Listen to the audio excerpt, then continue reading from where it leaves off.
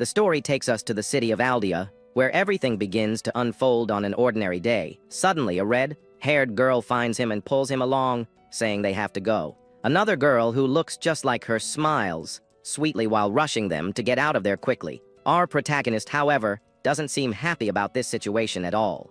The scene cuts to another day, where the young man is in a tavern, having a drink by himself. Just then, a mysterious figure approaches him from behind and says she's finally found him. Next, the woman dressed as a nun grabs him and asks him to come to her estate. Looking closer, we realize it's not just one, but two identical girls inviting him. Jumping to another random day, a blonde girl appears and also grabs him tightly. She asks him to go play with Remy, but the young man refuses, saying he's too busy. The girl is shocked by his response and insists that he go, since her friend has free time. Then, the so-called Remy shows up, asking him to go with them for just a little while, leaving him confused. With that, the young man wonders how he ended up in this situation, and the story goes back in time a bit. It all begins again in a dark, silent forest at night. Two strange men appear, and one of them calls out to our protagonist, the newcomer of the group. The boy named Kai, who is a master public executioner, nervously answers the call. The bandit then announces they're going to sleep, and tells Kai to keep watch because of the bounty. He also orders the young man to take care of the hostages if they start screaming. But the man doubts that will happen because, according to him, the prisoners don't even have the strength anymore. So, Kai is left alone at the camp, just observing everything with a serious expression. The young man despairs and starts to wonder how things got to this point. His last memory was of a car accident, and he questions if he might have passed away. Right after that, he simply woke up in that strange place without understanding a thing. Looking up at the sky with two moons, he feels like he knows this place from somewhere. At that moment, the boy realizes he's in the world of Fancy Roomy Fantasy, a game he used to play. He then snaps back to reality and realizes he's in a bad spot, siding with the story's villains. The young man gets very worried, wondering why this had to happen to him. He turns and notices a covered wagon nearby in the bandits' camp. As he approaches to investigate, he's startled to see a cage inside it. Inside the cage, he sees two girls and realizes that the villains in the game are always eliminated. With imminent danger, the young man thinks the best option is to simply run away as fast as possible. He then starts looking for a map and money, thinking that there's nothing wrong with doing bad things to bad people. Upon finding a map, he becomes more confident, because if this is the game world, he can escape easily. However, before leaving, our protagonist decides he needs to do one little thing first. With a lantern in his hand, he approaches the cage where the girls are trapped and scared. The young man hesitates for a moment, not knowing how to get the attention of the girls inside. Mustering his courage, he introduces himself and tells the three prisoners they must escape with him. The girls, however, are suspicious and question the young man's escape proposal. The red-haired one immediately accuses him of trying to trick them all with a ploy. Next, the white-haired one asks in tears why they should trust him now. The protagonist is left speechless and can't find an answer to the girl's question. Seeing his silence, the redhead states that his plan didn't work out as he expected. To turn the situation around, the young man kneels and apologizes for taking so long to save them. The two prisoners are completely surprised and confused by the boy's actions. At that, Kai stands up and says that he's actually an intelligence agent who infiltrated the group. Even knowing he's lying, the young man thinks the priority is to make the girls believe him. With that, he hurries the girls to leave quickly, because if he's discovered, he'll be a goner. The redhead then reveals she can't run because her leg is injured and holding her back. The white-haired one also adds that she can't see a single thing. On top of that, they show that the blonde girl named Remy is very sick and completely exhausted. Because of this, they believe that even if they escaped, they would end up passing out along the way. Even so, they thank him for his help, as knowing he's not an enemy is enough for them. Our hero is a little surprised and speechless at the girl's gratitude. At that moment, the blonde girl who was unconscious begins to move slowly. With great difficulty, young Remy reaches out her hand and asks our protagonist for help. Kai is shocked and can't believe what he's seeing happen in front of him. He then clenches his fist tightly and says a firm no to their situation.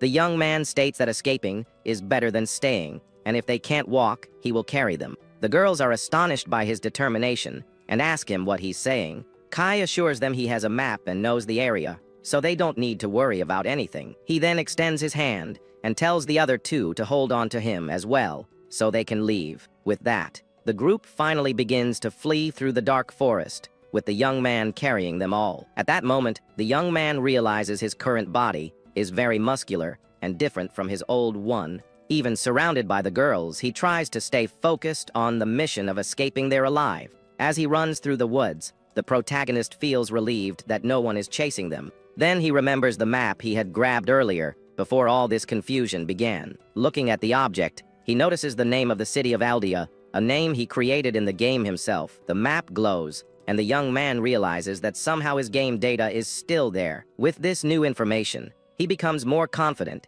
because he knows exactly where they need to go now. The young man continues to carry the 3 girls through the dark forest with great difficulty. After a long walk, he finally reaches his destination, a well-hidden treehouse. One of the girls then curiously asks what place they were in now. The young man explains that it's basically a hideout he built himself a while ago. At that, he remembers a stone tablet with strange writings that was nearby. With that in mind, the boy puts the girls down and asks them to wait a moment.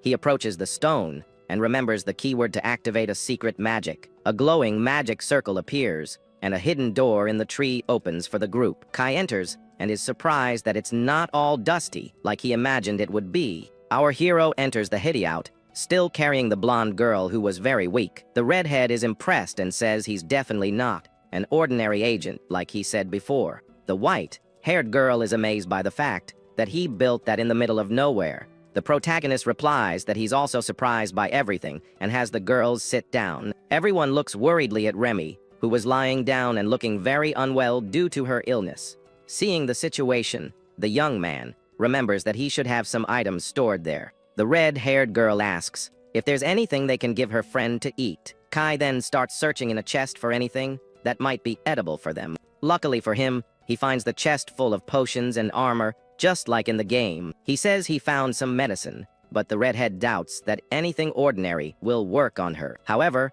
the girl's jaw drops when she sees the purple potion he's holding in his hand. The young man explains that it's not a normal medicine and that it should work without any problems. The still shocked girl comments on the color of that potion, which was very different from normal. Kai internally boasts, saying it looks rare because he played that game to the very end. This potion is super powerful and heals everything instantly, but it was very difficult to make. With that, he hands the vials to the girls, who remain very impressed by everything. He calculates that with 117 potions, money won't be a problem, and he can sell them. The girls wonder who he really is, as a simple agent wouldn't have something so valuable. The young man gets a little embarrassed by the question and looks away, not knowing what to say. He then asks the girl not to ask any more questions for both their sakes at that moment.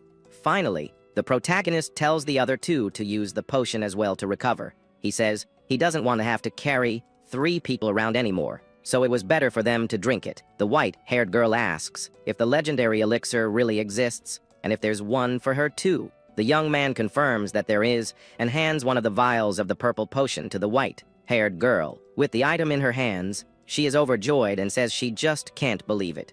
Next, the young man turns to the sick blonde and says it's now her turn to receive the medicine. Very carefully, he gives the potion to the girl who is lying down and very sick in bed. The magic medicine begins to take effect almost instantly on the unconscious young woman's body. A glowing aura envelops the girl as the potion heals all her wounds and her illness. Our protagonist watches everything with a very satisfied smile on his face upon seeing that it worked. The blonde girl finally wakes up, fully healed, and thanks the young man for the help he gave her. He advises that for now, she just needs to rest, as the medicine doesn't cure mental fatigue. Meanwhile, the potion's effect also spreads through the bodies of the other 2 girls.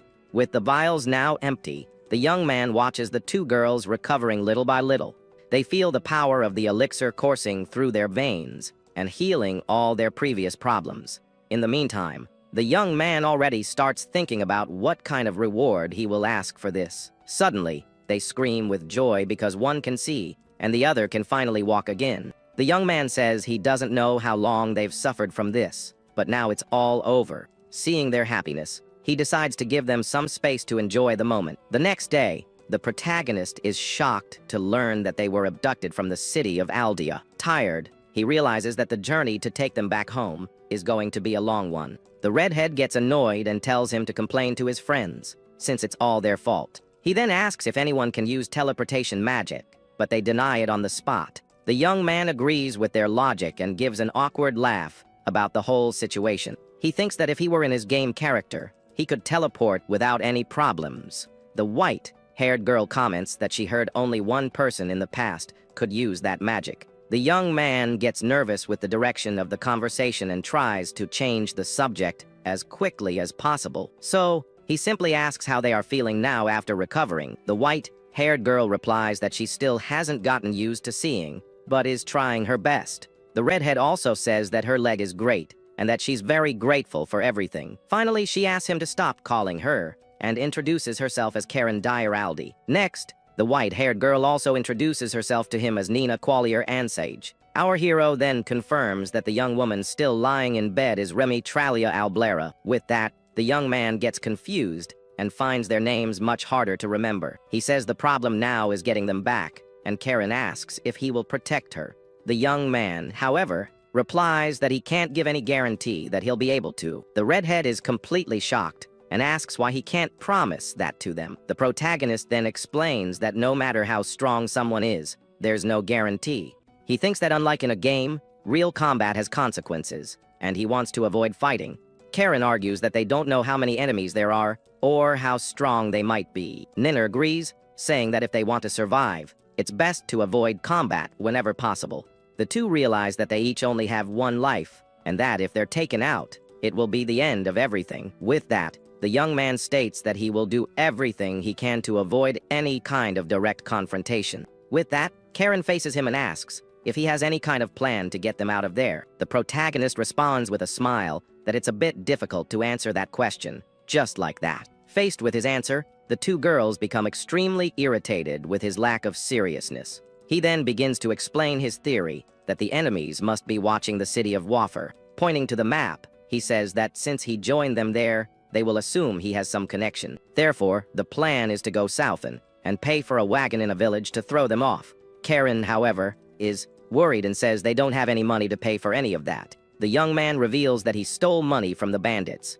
and that they can use it to buy clothes. Nina then interrupts him and asks why he is going to all this trouble to help them. She reminds him that he used a rare elixir and wasn't even a real agent, as he had said. The young man looks awkward and just nods his head, not knowing what to answer her. He lies, saying that he lives as an agent, but thinks to himself that he's terrible at lying. To get away with it, he says they should thank their parents, because he's just following orders. At that moment, he notices that Remy is awake in bed, watching the entire conversation. The protagonist is startled and asks the blonde girl if she's awake to say something. The young woman replies that she is, and the young man thinks it took her a while to finally wake up. He says they need to refine the plan, and that at night they should wash up in the river to get clean. Nina, however, says that she can use purification magic to do it more easily. The young man tells them to do that, as he will go wash in the river so as not to be a bother. Karen is surprised that he doesn't know how to use that magic and says it would be useful for an agent.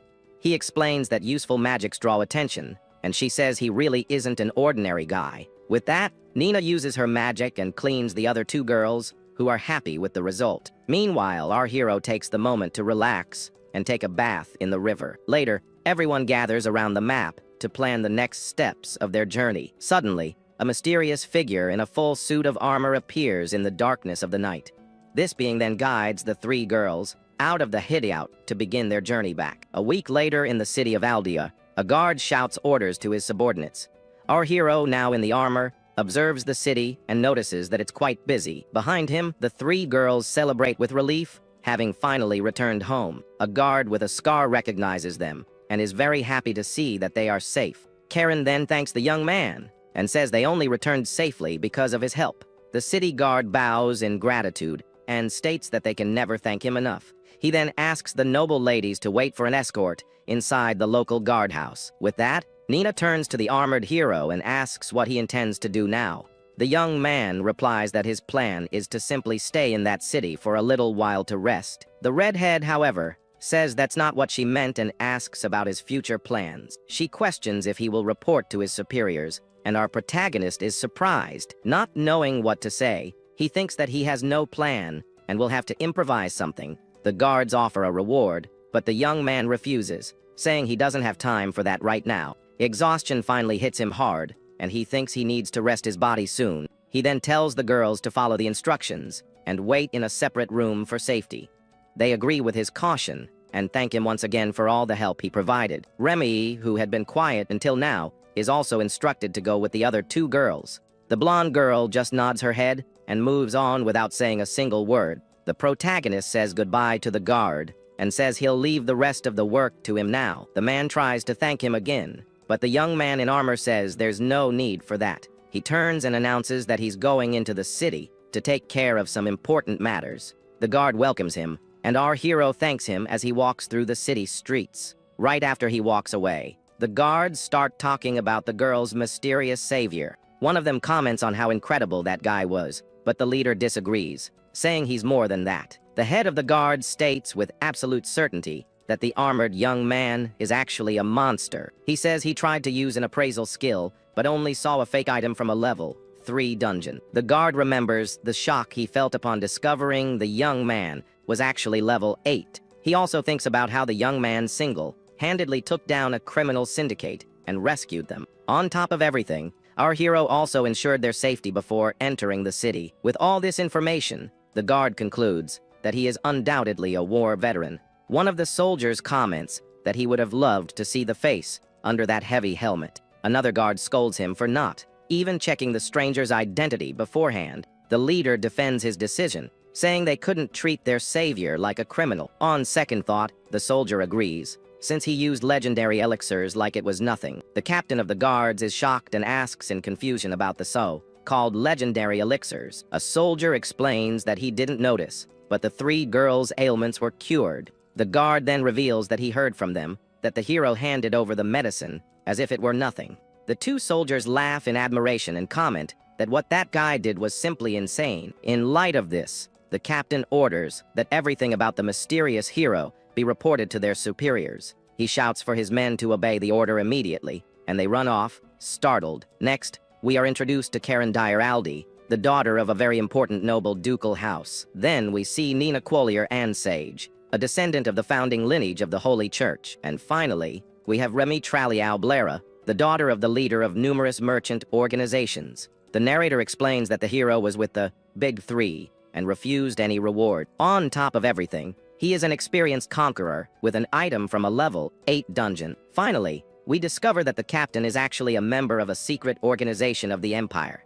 The young man observes the city of Aldia and realizes he has finally arrived at the place he was looking for in the real world. With that, he notices that the streets and houses are exactly the same as in the game he used to play in the past. Looking ahead, the young man can see the treasure hunters guild shining from a distance on the horizon. But the hero feels that his body is at its physical limit because of all the effort and weight of this journey. At that moment, the protagonist notices that everyone around is staring at him in a very strange and curious way. The young man then asks if there is a problem, while a resident is scared to death of his intimidating presence. But the young man believes that in the central district, there must be many other people wearing heavy armor like his. With that, he remembers that he equipped these rare items just to slightly increase his fighting power and defense. At that instant, the protagonist decides that the best thing to do is to hurry and find a comfortable inn. Then someone shouts that he looks very cool, and the young man gets a little flustered by this unexpected compliment. But a little girl suddenly hugs him, leaving our hero completely confused about what is happening. The scene cuts to a luxurious mansion, where someone is celebrating the safe return of young Karen to her home. At that, the redhead's father hugs her, crying nonstop for having his dear daughter back safe and sound. But the man can't stop sobbing, and the girl asks him to calm down and stop the drama. The nobleman then notices that her leg has been completely healed because of the legendary elixir the young man gave her. With that, the girl shows that she is fully recovered, and that the young man's medicine was indeed very powerful. The man reflects that even with all his influence, he was never able to get his hands on that rare and valuable potion. But the redhead says that the young man handed over the item without hesitation and just asked for payment someday in the future. The father then reads the report and confirms that a supposed secret agent saved the 3 girls, acting all alone. Karen is shocked to discover that it wasn't actually her father who sent that mysterious savior to help them. The nobleman explains that if he had contact with someone so strong, he would have gotten the cure for his daughter a long time ago. At that moment, the girl thinks that the hero lied about being an agent, just to give them hope during the escape. The man then analyzes the situation and tries to understand who that armored young man who protected them really was.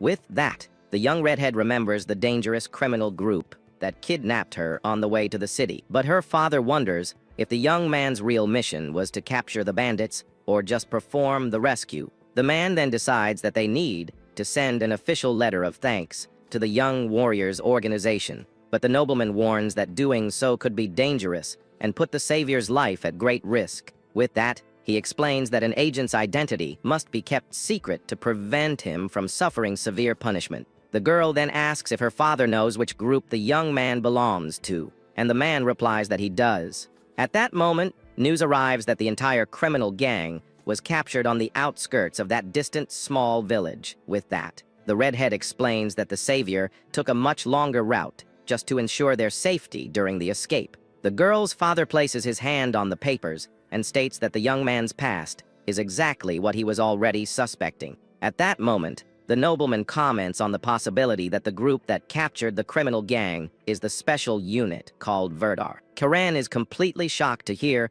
the name of this secret organization and wonders if he's being serious about it. The scene shows the crest of Verdar, which is a very famous elite group known for solving difficult problems throughout the kingdom. With this, we discover that this is an organization under the direct control of the imperial capital, responsible for maintaining public order. Besides being known as the elite, the members of this group are treasure hunters of the highest level.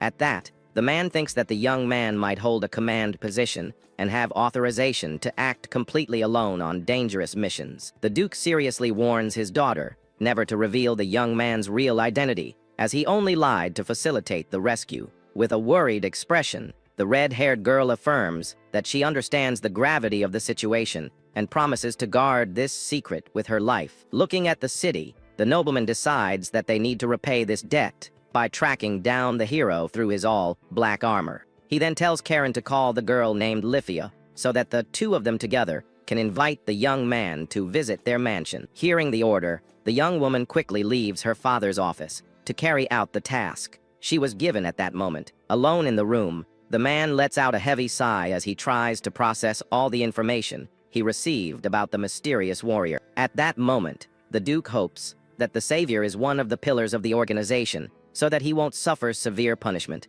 With that, the three influential families reach the same conclusion that they must find the young man in the city as soon as possible. The next day, in a tavern in Aldia, our hero is enjoying a delicious and very juicy meal. The owner of the place laughs cheerfully and says he is very happy to see the young man enjoying the food from his establishment. Suddenly, the innkeeper asks if he is the same young man who was wearing that heavy black armor the day before. He continues, saying that he was scared at first but realizes the young man is very polite, unlike the other hunters. Curious, the man asks if the young man is from out of town, and the hero replies that he came from a place very far from there. At that instant, the door opens, and a soldier in white armor enters the place, saying he has an important question.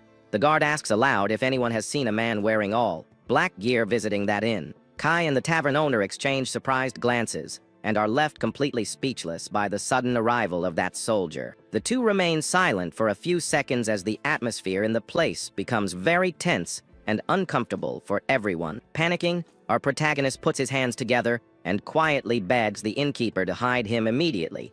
The owner of the establishment gets nervous with the unusual request and doesn't know how to act in that complicated situation, but the soldier repeats the question firmly and wants to know right away if the mysterious man in black has passed through that place. With that, the young man continues to beg and says that if anything goes wrong, he will take all the blame for the lie told. The man then takes a deep breath and lies to the guard, saying that unfortunately, no one with that description has shown up there today. The soldier thanks him for his cooperation and leaves the place, slamming the door as silence takes over the empty tavern. With that, the bar owner faces the young man and asks what he really is to be attracting so much attention from everyone. But another person suddenly enters, and a holy nun asks if someone wearing black has come to stay there today. The young man then goes back to begging for secrecy, since that woman belongs to the most important church on the entire continent.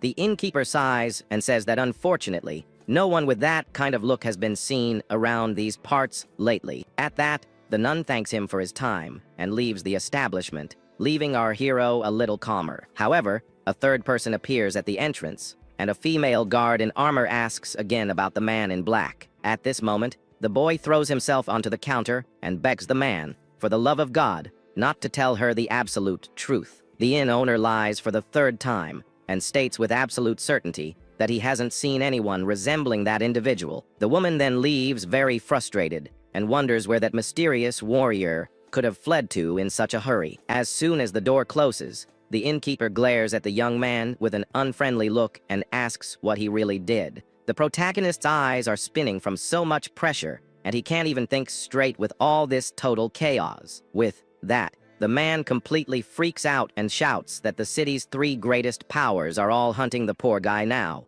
The young man responds, breaking out in a cold sweat, that maybe he overdid something without realizing it and feels very guilty for all this confusion. The man then slams his hands on the table and orders the young man to get out of there and solve this huge problem quickly. At that instant, our hero gets a grim expression and wonders what on earth he's going to do with his life from now on. Inside a mansion, we see a girl asking her red-haired friend if she is okay. The girl then assures her that she is great and that there's no need to worry because her leg is healed. With a smile on her face, she thanks the other for always taking care of her with such attention. Her friend says she is happy with her improvement, but a little sad because their routine is over. Changing the subject, she gets serious and starts talking about something else very important at the moment. The two wonder how they still haven't been able to find their savior anywhere. One of them then winks and says that he is definitely hiding on purpose to avoid being found. At that, the other girl comments that her father also informed her about the whole current situation. They worry that he might be punished for having used such a rare universal elixir on them. The redhead then complains that he tricked them by calling the item his personal stash, just so they would use it. Her friend agrees and says that he also wanted to hide the fact that he belongs to an organization. Karen gets worried and hopes that the hero doesn't receive a very severe punishment for it. The other girl teases her for being sad and says that he came to save them on his own accord. She then winks and comments that what he did was not a bad thing for them at all. With a blushing face, the girl gets flustered and tells her friend to stop with this joke. The girl then says that he risked his own life to save them despite all the risks. Karen asks when she met him, and the other replies that it was for only an hour at most. Nina and Remy also told similar stories and want to thank him and see him again soon. The girl then claims that she's the one who thinks about the young man the most, and her friend tells her not to exaggerate. Nervous and embarrassed, the girl denies it on the spot, saying it's not what it looks like at all. Back at the tavern, the owner warns that rumors are everywhere and the search is intense. Tired, the young man complains that if there are no other candidates, he will surely be the only one sought. The innkeeper points out that he's the only one who fits the description, and the young man fears the possible punishment. He imagines that the lightest punishment he could receive would be to be banished from the city forever. The man says that hiding him is difficult, but advises him not to switch inns for safety. The owner reveals that there is a reward of 3 million for anyone who reports his current location. The protagonist is in shock and asks why the man didn't just turn him in right away. The man says it's too late and that the young man is important and the families don't want to attract attention. The young man denies being someone important, but the tavern owner just laughs at the whole situation. Finally, he tells the young man to put on his gear and leave the next day, but to enjoy today. The bar owner tells the young man to have fun, and he smiles at the recommendation he received. The young man then leaves the tavern and observes a large, very imposing building in front of him. As he walks through the streets, he thinks that even if he's kicked out the next day, it's no problem. With that in mind, he decides he's going to make the most of the time he has left in the city. The boy then sees a clock tower and remembers climbing it once to see the view. Arriving at the entrance, our hero complains that the fee to go up is still very expensive, as always, but he climbs the stairs, thinking he'll accept the price since he could be banished at any moment. The young man continues to climb the long staircase, a little out of breath from all the physical effort. Suddenly, he stops midway and is startled by something that appears in front of him out of nowhere. A mysterious red-haired woman wearing an elegant dress stares at him intimidatingly. Looking closer, he realizes she's wearing a black mask and is watching him with a smile on her face. The protagonist is completely shocked and speechless by the presence of this unknown woman. With great difficulty, the boy finally manages to say a very shy hello to the mysterious redhead. The woman then responds with a very calm good morning, while continuing to smile at the frightened young man. At that, he remembers a rumor from the game about a mysterious character who appeared in that tower. The two then reach the top of the tower and observe the city's landscape in complete silence. The woman breaks the ice and says that the view is great for clearing one's mind and thinking a little about life. Looking at the city, the young man agrees with her and says the view is indeed very beautiful from there. He then turns and curiously asks her the reason for coming to that specific place. The redhead replies that she came for the same reason he did, which was to clear her head a bit. Next, the masked woman changes the subject and starts talking about something else with the young man. She asks if he knows the man who wears all black gear, and he gets tense. The young man looks awkward and replies that this guy has been the talk of the town. The woman reveals that many people are looking for him, including herself, because she really wants to meet him in person. Our hero is confused and asks if the so-called warrior did something bad to be so sought after. The redhead assures him that's not it at all, and that he's not being sought for doing something wrong. The boy then asks why they are looking for him, and in the background we see guards and a nun. She apologizes and says that part of the information is unfortunately completely confidential. The young man thinks that's fair and feels relieved to know they're not looking for him for something bad. At that moment, a carriage arrives, and the woman apologizes as her escort has finally shown up. But before leaving, she turns to the young man, as if she wants to say something more. Our protagonist then asks the masked woman what she would like to talk to him about. With a smile, she says that perhaps there will be some progress in this search for the warriors soon. The redhead thanks the young man for his concern and turns to leave the clock tower. As she descends the stairs, the young man stands there, just watching the mysterious woman leave. Alone at the top of the tower, the protagonist wonders who that woman really was. The scene cuts to the night, where a young woman thanks Karen for picking her up at that place. The redhead says of course she would, because by leaving like this, they could finally find that person. The other jokes that it's an afterthought, but Karen assures her it's not and tells her not to tease. With a smile on her face, the long-haired girl apologizes for the joke she made with her friend. She says that wearing the mask is embarrassing, but that she's happy Karen came to get her there. Next, the young woman reveals that earlier she met someone for the first time at the clock tower. The short-haired girl becomes suspicious and asks if he heard any rumors about her friend. The other girl explains that at first, she was on guard, but then she realized it wasn't like that at all. She remembers that he spoke to her in a casual tone, and that it was a precious moment for her. The young woman says she asked about the man in black, but, as expected, she couldn't get any information. Karen is disappointed and comments that according to her father, the young man may have already left the city, but her friend remembers that the gentleman said there might be some kind of development soon. The redhead then asks her to describe what the tourist she met at the clock tower looked like. The other describes him as a gentleman with a scar, and Karen gets agitated by the information. She confirms that the scar was on the left side, just as the young redhead had said before. With the confirmation, the girl suddenly stands up and rushes to the carriage door in a hurry. The woman shouts for the coachman to go back to the clock tower as fast as possible, and he gets startled. The long-haired girl is confused and asks her friend what got into her to act like that all of a sudden. The redhead then explains that the man has a scar near his left eye, and that's why it's him. She reveals that it was a secret with her father, because knowing his appearance would hinder his work. Hearing this, the other girl is speechless and just watches her friend with a serious expression. At that moment, the carriage stops, and the two girls look out the window, very curious. The redhead runs out of the carriage, and her friend follows her to try to understand the whole situation. With that, the two run back to the clock tower in hopes of finding the young man again. They run up the stairs, panting, to get to the top of the place as quickly as possible, but when they get there, they realize there's no one else there and become very sad about it. The scene then changes to the Treasure Hunters Guild in the city of Aldea on an ordinary day. The guild manager, named Garad, complains that the information in a hunter's file is scarce. He reads a report from 3 days ago from the guards about a man in black armor who arrived. The document says he rescued the daughters of the 3 great houses and captured the bandits all by himself. Garag reads the papers and doesn't understand how the news of the kidnapping leaked to everyone. With that, he realizes that the more he investigates, the more his theory makes sense in his head. He then remembers having forbidden all hunters from having contact with the so-called man in black, but he discovers that it was the armored hero who helped his daughter when she got lost in the city. The little girl even asked the mysterious warrior to carry her, and he did so without complaining. Seeing the scene, the girl's mother bowed and apologized profusely for all the trouble she caused. Despite being grateful, the guild manager hopes the young man returns to the imperial capital soon. Suddenly, an employee runs into his office and shouts that there's an emergency. She then reveals that the person they believe to be the man in black is right there at the guild. The manager is completely exhausted by the news and asks for a little rest for himself. At that moment,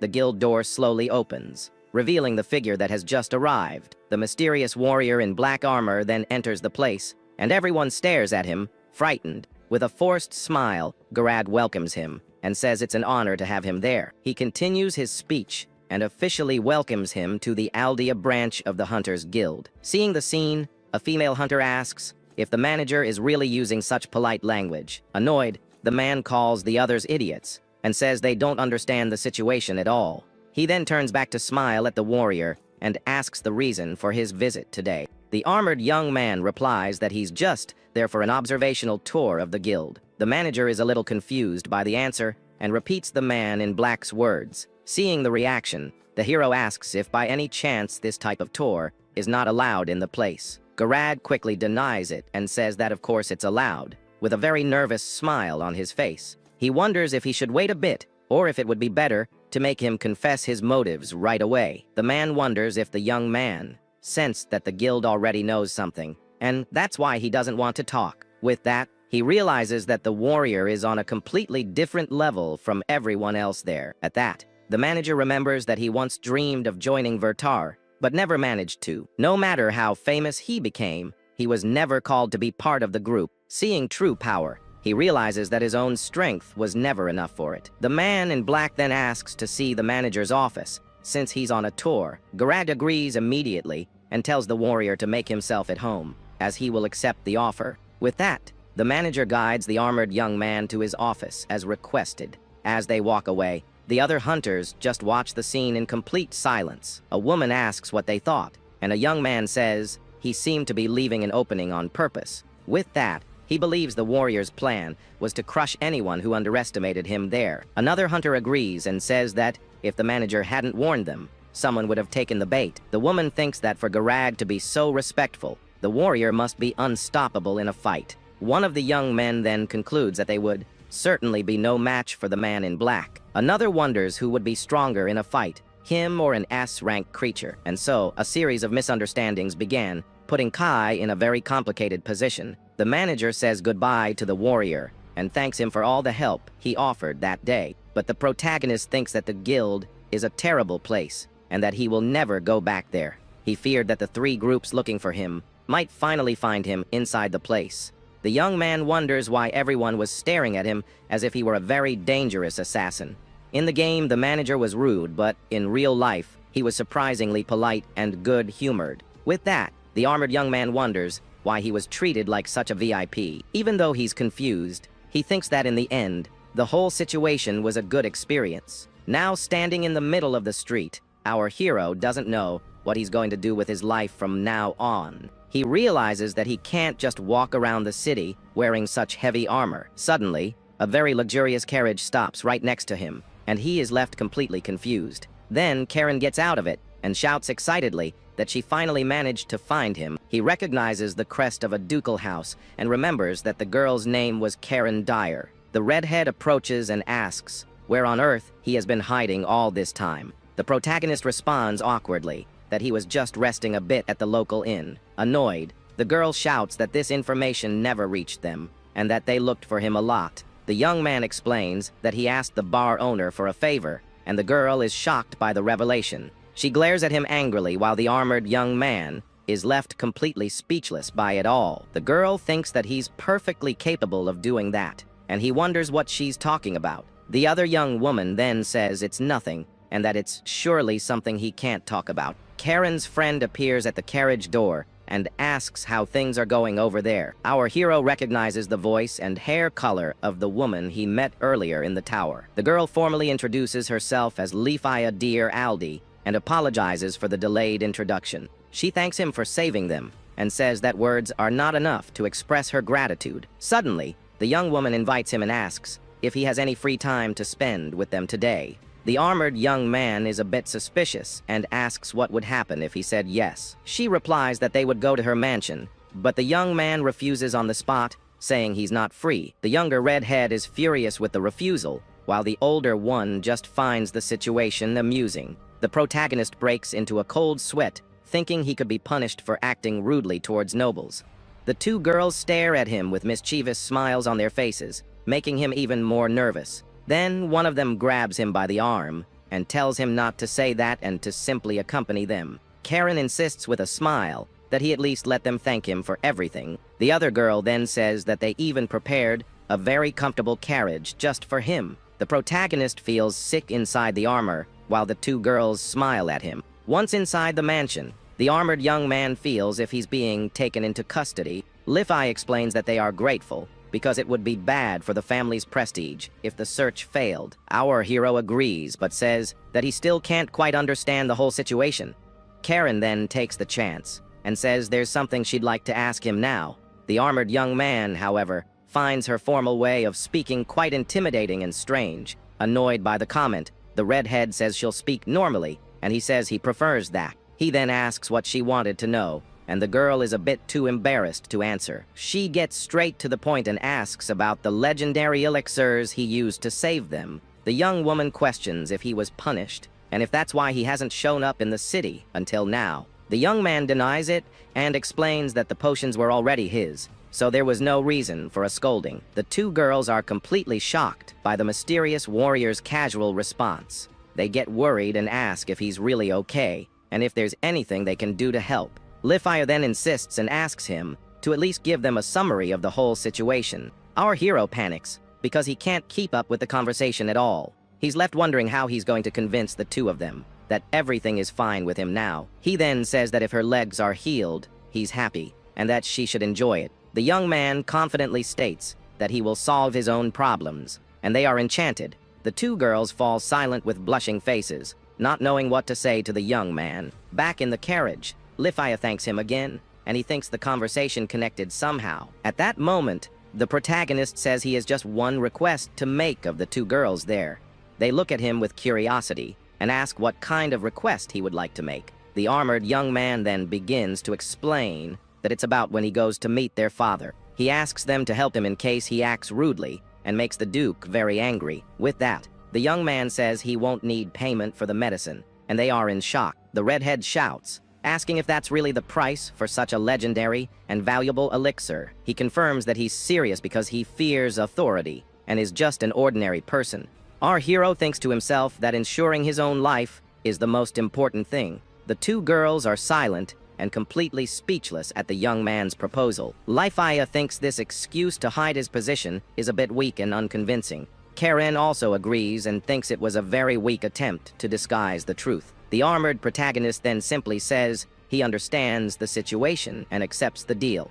The redhead assures him that her father wouldn't get angry no matter how rudely he acted towards them. Leafia also accepts the deal, and our hero is relieved as this helps a lot. Out of curiosity, Karen asks if he's going to keep wearing that armor all the time. The young man thinks to himself that it would be rude not to take off the armor at that moment, but Leafia says that she personally would very much like to see the face under that helmet. The younger one is shocked by her sister's boldness and says that's very rude of her. Not quite understanding, our hero is confused by the situation and takes off his helmet. The older woman just smiles, very satisfied with the outcome of that conversation. She thinks he is a sincere person and not arrogant, but that it's hard to read his thoughts. The young woman believes he must be focused on acting as a guard in case something happens. At that, she understands why Karen liked him so much, as he is different from other hunters. She reflects that the more fame and power treasure hunters end up gaining in life, the more they end up being viewed with great envy and greed by all other people. As a result, many of them begin to flaunt their status and presence wherever they go. But this man,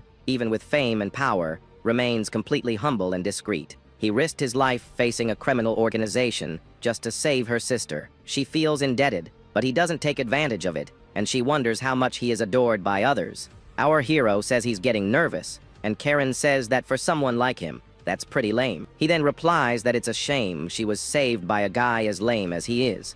The redhead shouts angrily, saying that's not it at all and that she's not that ungrateful. Lifa finds it funny that someone from Vertar would say they're nervous in front of a simple duke.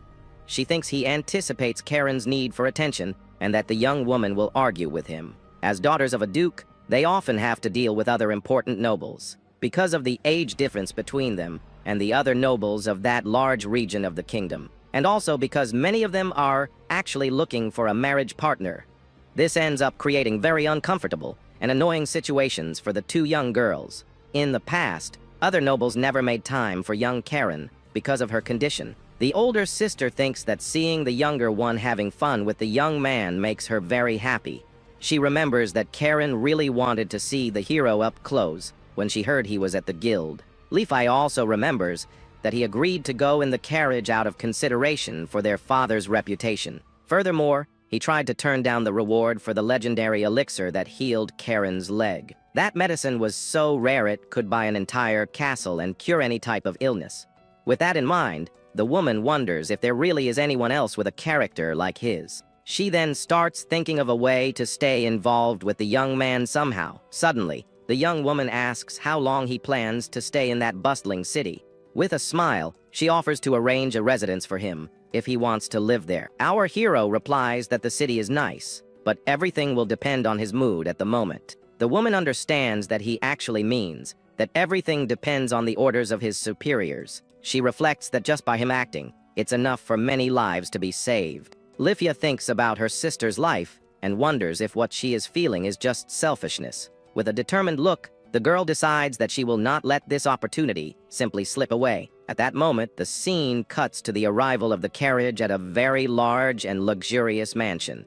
The armored young man opens the door and prepares to get out and finally meet their parents. All the servants and guards are lined up at the entrance to welcome the visitor. The protagonist is completely shocked and doesn't understand what on earth is happening there. Lifia explains with a smile that this is their way of showing respect for his deeds. He asks if they are serious and says there's no need to go that far. The woman assures him that it was an unanimous decision and that there is no problem with that reception. With a smile, she warns that if anyone complains, they will deal with it appropriately.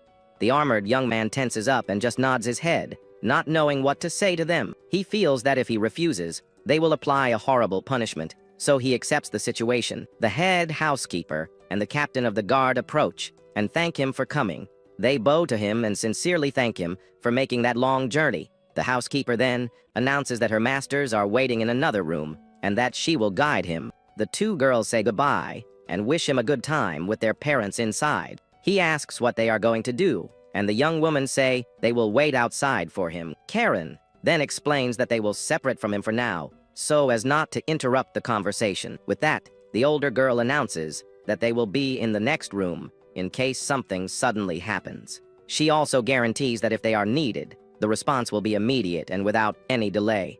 But the protagonist thinks it would have been better if the two had stayed there with him. Suddenly, the captain of the guard gets startled and replies with a hi as, a little nervous about the situation. The warrior then hands his sword to the guard and asks him to hold the item for a while. The captain is shocked by the young man's action and asks if he's sure he wants to do that. At that, the redhead appears and asks why he is handing over his very important weapon to them. The hero explains that it's normal not to let just anyone enter armed and that they are right to be vigilant. Furthermore, he claims to be stronger with his bare hands, and the guard's jaw drops at the revelation. The two sisters and the housekeeper are astonished by the confidence of the mysterious, masked warrior. With that, the guard accepts and promises that he will take care of the weapon with the utmost care in the entire world. Our hero thinks to himself that this is actually no joke to him. In a flashback, he remembers trying to use a sword but his body wouldn't move with precision. It was easy to imagine being defeated before attacking, so he preferred to fight with his own hands. So, handing over his weapon wasn't a problem, but he still felt a little tense about everything. He reflects that meeting someone with real power is scary, and that there's no way to escape it. With everything settled, the housekeeper guides him down the corridor of the large and luxurious ducal mansion. The warrior walks towards the door, hoping that everything goes well with the noble man. The sword is a supreme, grade masterpiece called the Black Blade Dillahand. It never chips or scratches, but its only drawback is that its luck status is variable. The hero tells the guard that if he's interested, he can hold it later under supervision. As the young man walks away, the two girls and the guard just watch him in silence from the outside. The door closes, and our protagonist finally goes to meet the mysterious Duke of the mansion.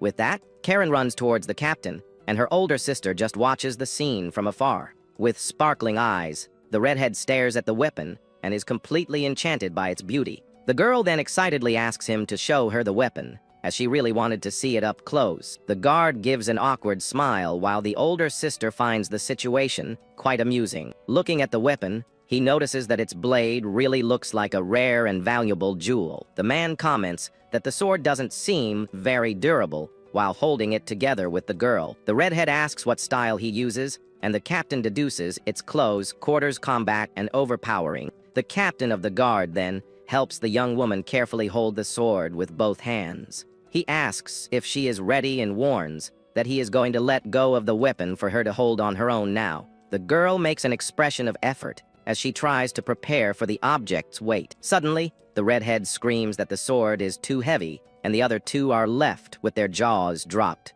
The young woman can't bear the weight and ends up dropping the weapon, which falls towards the ground. The sword then crashes down and hits the stone floor of the grand mansion's courtyard hard. Karen manages to catch the weapon in time, but it had already embedded itself slightly into the floor stones. The sword's blade is stuck in the stone, and the girl can't believe what happened. The three of them are completely shocked and speechless at the absurd power of that weapon. The guard picks up the sword and is impressed because it cut through the stones just by falling on the ground. He then reflects that he doubted the young man was from Vertar, but now he is certain. After seeing the weapon and hearing that he is stronger without it, the guard has no more doubts. He asks if the young woman is okay, and Leafia says he is definitely one of those people. The older girl warns that they will explain everything to their father, and the guard agrees immediately. The scene then changes to a living room where the two girls are sitting and waiting. They wait nervously, sitting on a sofa as time passes very slowly. A voice thanks them for their presence, and our hero replies that it was no big deal for him. Karen then whispers to her sister that this was why they weren't allowed to stay by his side. She says that from their voices, you can tell they treat him with respect, because her father needs to maintain his dignity. With that, the older girl sighs and seems a little worried about what's happening. The redhead feels terrible because her parents had to bow to her savior in the room. At that, the older one looks at her sister with a very worried expression on her face. She bites her lip, thinking about what might be happening with her parents in the other room. The older one then asks if the other really has time to be lamenting right now. She then reminds the younger one that she just broke the stones of the mansion's courtyard. The girl is embarrassed as she remembers the mess she caused with the hero's sword. With that, the young woman starts to cry and wonders if she's causing trouble for everyone. The girl then defends herself and shouts that she didn't even use any strength to hold the sword. She gets angry and wonders what kind of absurd cutting power that weapon had. The older sister lets out a tired sigh at the whole situation and the younger one's drama. The redhead sulks and thinks she can't make up for the problem she caused now. The older one remembers what the warrior told her, to do everything she couldn't and enjoy it. With a smile, she says her sister doesn't have time to be sulking because of this. The younger one blushes and has a determined expression after those words.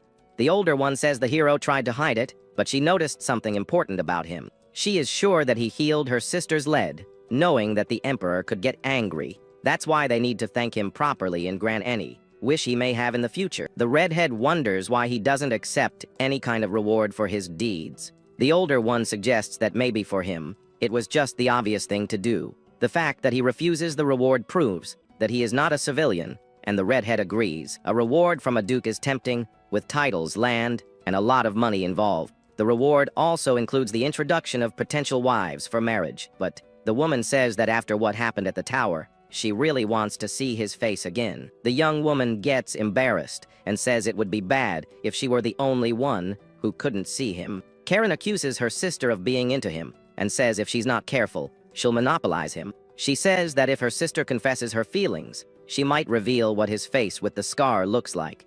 The two sisters stare at each other intensely, and an air of rivalry arises between them. With that, the two cross their arms, and an awkward silence fills the room. The older one blushes and says she doesn't want to monopolize him. She's just interested in the young man. The redhead says that's all the more reason to make sure her sister doesn't see him at all. The older one is flustered by the taunt and complains angrily to her younger sister. Meanwhile, our hero is sitting in a room with the Duke and his wife, talking. The Duke and his wife break into a cold sweat and wonder why all of this was happening to them. The noble stares at the warrior and just watches the man do one unexpected thing after another.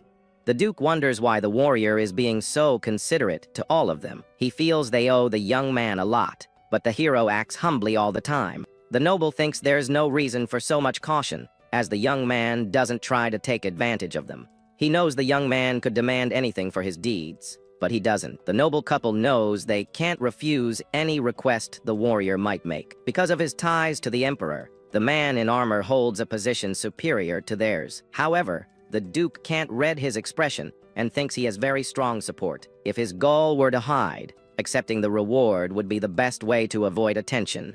With that, the Duke and his wife begin to wonder if they are being tested by the warrior. The nobleman has never liked someone so much at a first meeting, but can't read him at all. At the same time, the young man is the most unsettling, because the Duke can't fully understand him. He feels that the warrior is silently asking how a Duke deals with people like him. The atmosphere becomes tense as the man in armor stares at him in complete silence in the room. Letting him leave with nothing could tarnish the family name and generate bad rumors about them. The nobleman realizes that not everyone accepts rewards, and that this points out his carelessness. He remembers that the hero used an elixir to save her, and warned him not to have any openings. The Duke thinks that the young man not only saved her, but also filled the void in their hearts. But the couple cannot lament, and is happy to have had the chance to meet him. The nobleman says he feels ashamed, but the whole situation also touches upon their family's honor. The warrior then replies that he understands, and that he will leave it to them as long as it's reasonable.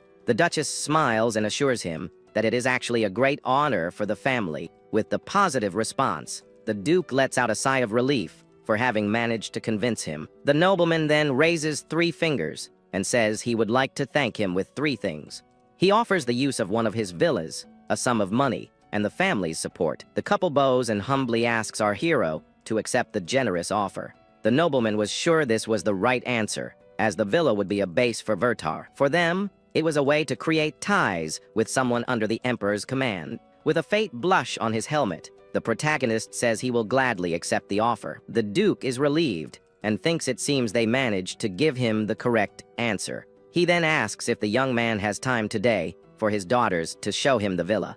The young man thanks them and says that would be a great help, so he'll leave it to them. The Duke then asks his wife to escort him to the room where their daughters are waiting. With that, the Duchess calls him and asks him accompany her to the other room of the mansion. The warrior gets up and follows the woman while the nobleman is left alone, drinking his tea. Alone in the room, the man lets out a long sigh of relief that everything went well. He then reflects that his daughter Karen was truly saved by an incredible and noble man. In another room, our hero thinks that the whole conversation was very stressful. The redhead comments that he doesn't seem to like the idea of receiving rewards very much. But the protagonist says it's because he's obviously wearing this heavy armor. The older girl smiles and tells him to make himself at home, as the house is also his now. Karen then questions why he couldn't fake his happiness a little better. The young woman argues that there's no way someone wouldn't be happy with a reward from her father. He then reveals that he is very happy because he was practically penniless. But the young man says that on second thought, receiving such an insane reward is frightening. Our hero thinks that if he were alone, he'd be punching the air with so much happiness. The older girl then calls him and says she knows it might be a bit untimely. She asks if he is sure the reward is enough, and if he wants to ask for more. The young man is confused because he doesn't understand the support part but he knows he got a house and money. With that, he replies that it was something decided between adults, and that she doesn't need to worry. The protagonist then asks if they are okay with him receiving one of their villas. The two assure him they have no attachment to anything outside the main estate and have several houses. Karen, however, comments that it's not ideal for him to live alone, as it will be difficult and scary. Lifia describes that the garden is smaller, but the villa's building is almost the same size as the mansion. Our hero is shocked and asks if the villa isn't a house for just one person to live in. With that, he thinks that this is exactly why nobles are so scary and powerful. The older sister then asks if he plans for someone else to live in the villa or if it will be a base. The young man replies that for now, he will live alone and that she can call it a base if she wants. One of the girls asks if he won't be housing a lover, since a hunter wouldn't be single. The young man is embarrassed by the question and denies it on the spot, saying he has no one. Karen then whispers to her sister that he's the type for whom no one is good enough. With that, the protagonist wonders why the conversation always turns to this kind of topic. He says he'll be out of the house sometimes, but that they can visit the villa whenever they want. The two girls get very excited by his response and ask if he's sure about that. The hero confirms and says he'll even give them a spare key so they can come in whenever they want. He thinks that such a large villa still gives him plenty of private space and that he doesn't want ghosts. Excited, Karen says that in that case, they will definitely bother him a lot from now on. The young woman say they can go right now, and the young man agrees to go see the villa with them. They arrive at a huge mansion that now belongs to our hero as part of his reward. Inside, the house is even more luxurious, with fancy furniture and very elegant decor. The kitchen is gigantic and fully equipped with everything he could possibly need for cooking. Even the dining room looks like a fancy restaurant, with a very large table for everyone. With a smile, the older girl says that everything there is a gift, and for him not to worry. The warrior is shocked and wonders if he can really accept such a luxurious house. The redhead calls him humble in an odd way, since he calls her by her first name so casually. Then the protagonist enters another room that seems to be a library full of books. With that, Karen asks him to sit down and make himself at home, as the place is now all his. Sitting down, the young man thinks she's being nice because of the girl's newly healed leg. The girl, however, assures him that she's not tired at all and that he doesn't need to worry.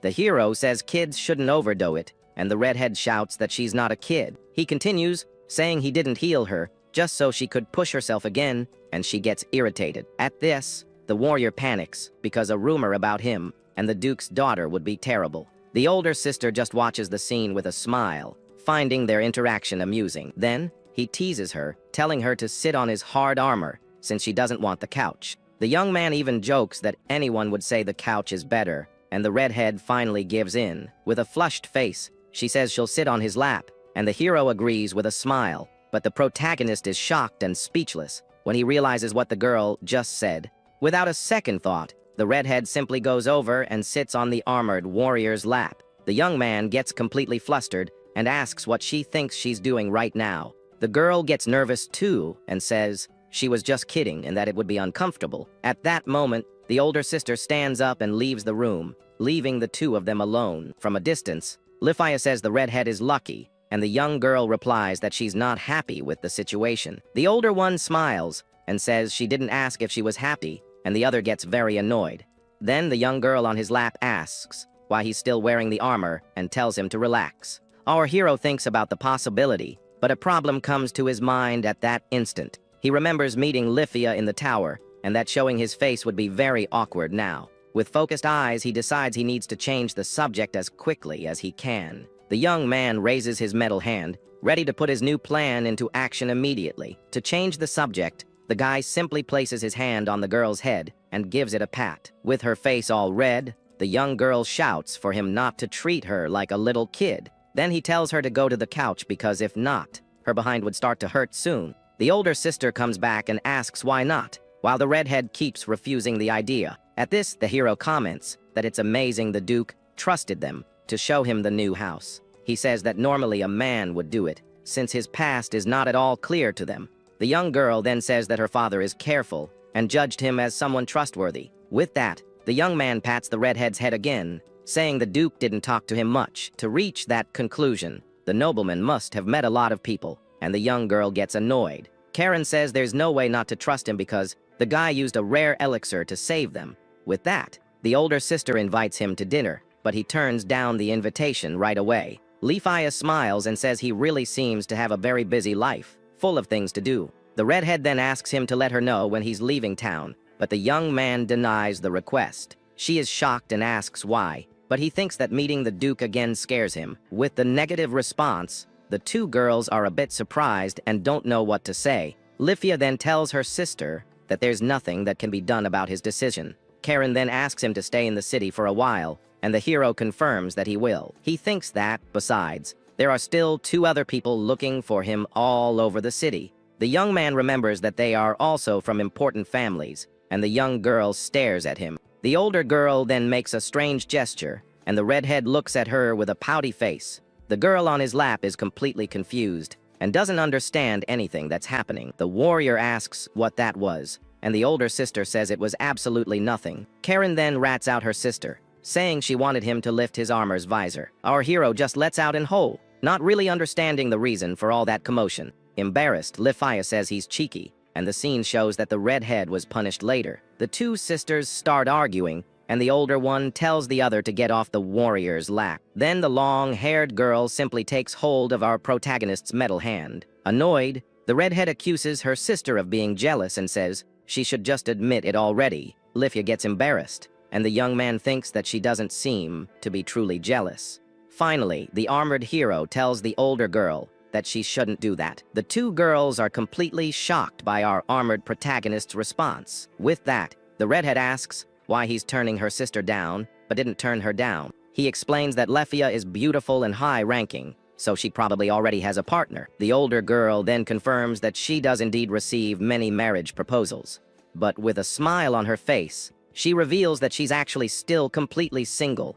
The armored young man is very surprised by the revelation, and the redhead stays on his lap. She says that men fall for her but get embarrassed and never look at her again. The young girl explains that her sister longs for affection, but everyone ends up pulling away out of fear. Leafia gets embarrassed and asks her to stop, but he says she can't say anything while on his lap. Then the redhead tells the warrior to pat the couch a bit, and he asks confusedly why. She just insists that he do what she said, and the young man obeys without understanding. As soon as he pats the couch, the older sister suddenly appears, sitting right next to him. The redhead remains sitting on his lap, with a very smug look on her face. She asks if he saw that, but the young man is still processing what just happened. With that, the older sister just gives our protagonist a charming wink. Next, she simply takes his metal hand again, leaving him very shocked. With the two of them surrounding him, he thinks he's never seen anyone confess so openly before. Later, outside, the hero thanks the two of them for the help they gave him that day.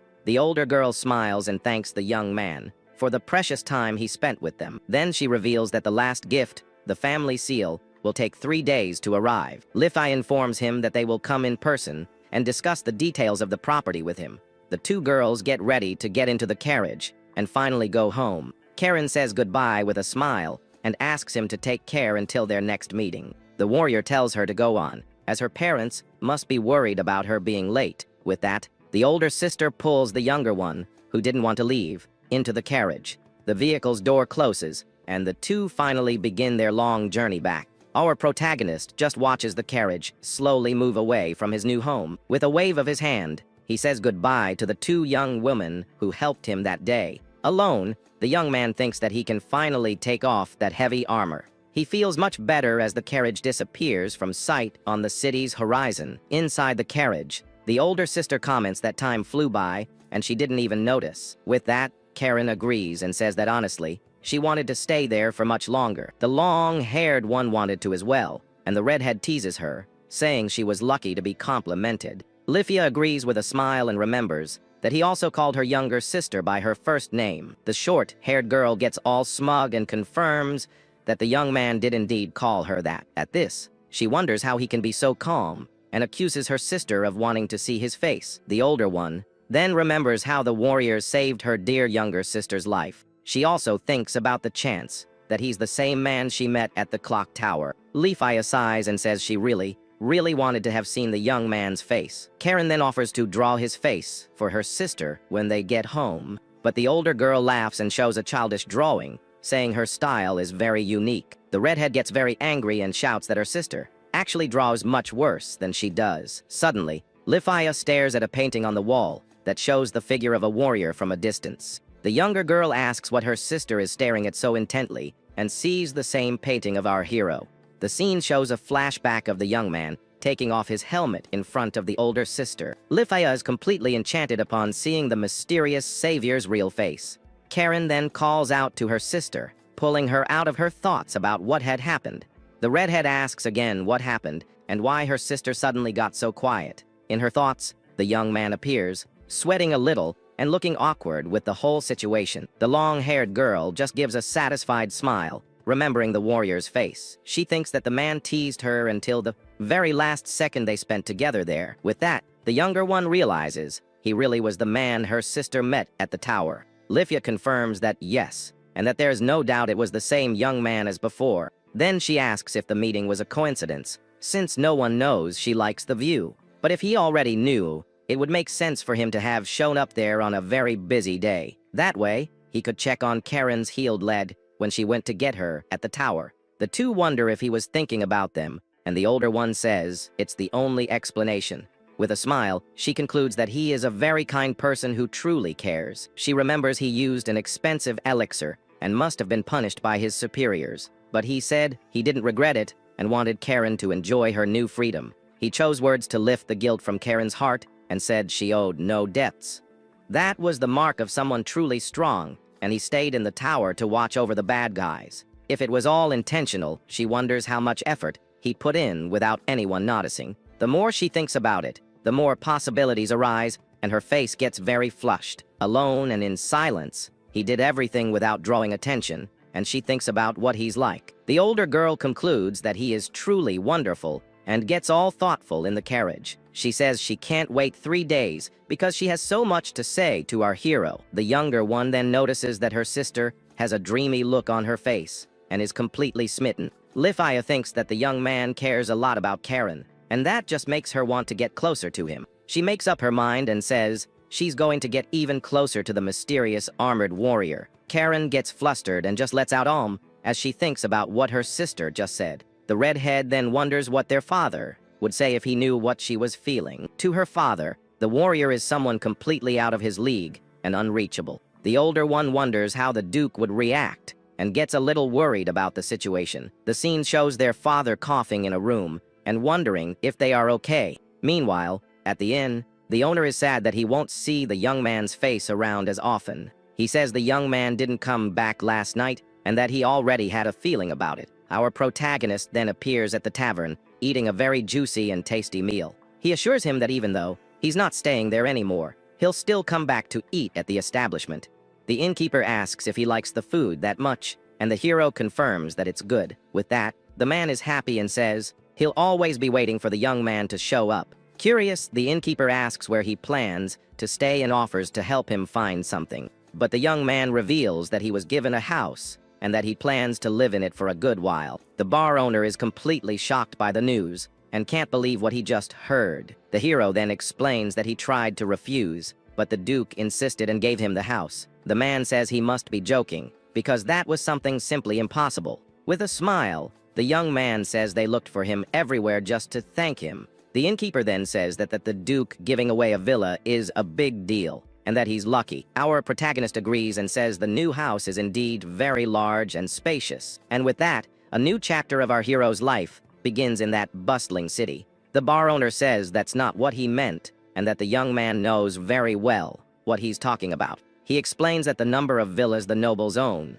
is basically a symbol of their power. This means the Duke found it more advantageous to have a direct connection with him than to keep the symbol. Our hero is speechless, just processing the information he just received from the man. With that, the innkeeper gives him a serious look and asks who the heck he really is to cause all this. The young man says he's just a normal guy, but the man denies it right away and doesn't believe a word. Changing the subject, the young man hands over a bag of money and thanks him for all the help he received. The tavern owner takes the bag and asks what it is, as it seems to have a lot of money inside. Kai confirms that it's money and says the man hid him and helped him with his advice. The man gets scared and refuses, saying he doesn't want money because, honestly, it scares him. The young man says there's nothing scary about it, but the man retorts that it's the scary guys who say that. Then the bar owner says that if he says the money is from a scary guy, the situation doesn't get any better. He says he's stingy by nature, but feels bad for getting him involved in something so crazy and dangerous. The man from the bar explains that he's referring to hiding him from the Duke, and that he never thought about that before. Honestly, he admits that he was breaking out in a cold sweat the whole time, afraid of being found out. Our hero then says with a tired expression that he can imagine all the pressure he felt. But the man says that even so, he wants to treat his guests well, and the young man thanks him for everything. The innkeeper boasts that he's pretty cool, but gets embarrassed when the young man agrees with him. With the conversation over, the protagonist starts to put on his helmet to leave the place. The man then says goodbye with a smile and asks the young man to come back and visit more often. Now in his full armor, the warrior waves and assures him that he will definitely come back one day. The bell on the door jingles, and the innkeeper is left alone, holding the heavy bag of coins he received. He looks at the bag and thinks about everything that happened while the young man was staying there. Then the man opens the bag and is completely blinded by the gleam of countless gold coins. He's in shock and can't believe the amount of money he just received. Sitting on the floor, he wonders how an ordinary guy can give away so much money so easily. The scene then takes us to one of the three great powers of the city of Aldea at that moment. Inside the holy church, a voice calls out to someone to get their attention in the sacred place. The white-haired girl complains and asks them not to touch her face like that again. Then we see another young woman holding her and saying that this is what her sister really looks like now. Introducing Marie, Nina's older sister, who asks who the other one thinks she is. The older one asks how many times they're going to do this, and Nina replies that it's the 7th time. Marie then accuses her of doing it on purpose, but the young woman denies everything right away. Nina complains about her sister's rude language, who sits on a bench to relax a bit. She also asks Marie not to cross her legs, as it ruins her pretty appearance. The older one defends herself, saying it's fine since no one from outside the family is watching. But with a serious look, she says she has the ability to act properly when she needs to. With a saintly expression, the young woman assures them she can always pretend to be a proper person. She then asks, "See," and the other asks her not to look at her like that again. The older sister teases her, saying she's gotten more serious since she regained her sight. She says it's not wrong to let her guard down once in a while, but the other accuses her of doing it every day. The two then start to argue as we see a table full of food nearby. At that moment, Marie thinks to herself that since her sister got her sight back, everything has changed. She has been brighter than anyone and enjoys every day with great happiness. The older sister reflects that they had never seen her this way before it all happened. At this, the white-haired young woman comments that the guy in black does the coolest things. Her sister agrees, saying he saved her all by himself and used the universal elixir for free. Nina confirms that yes, and that he actually saved 3 of them at once that day. The two then agree that the mysterious warrior's feat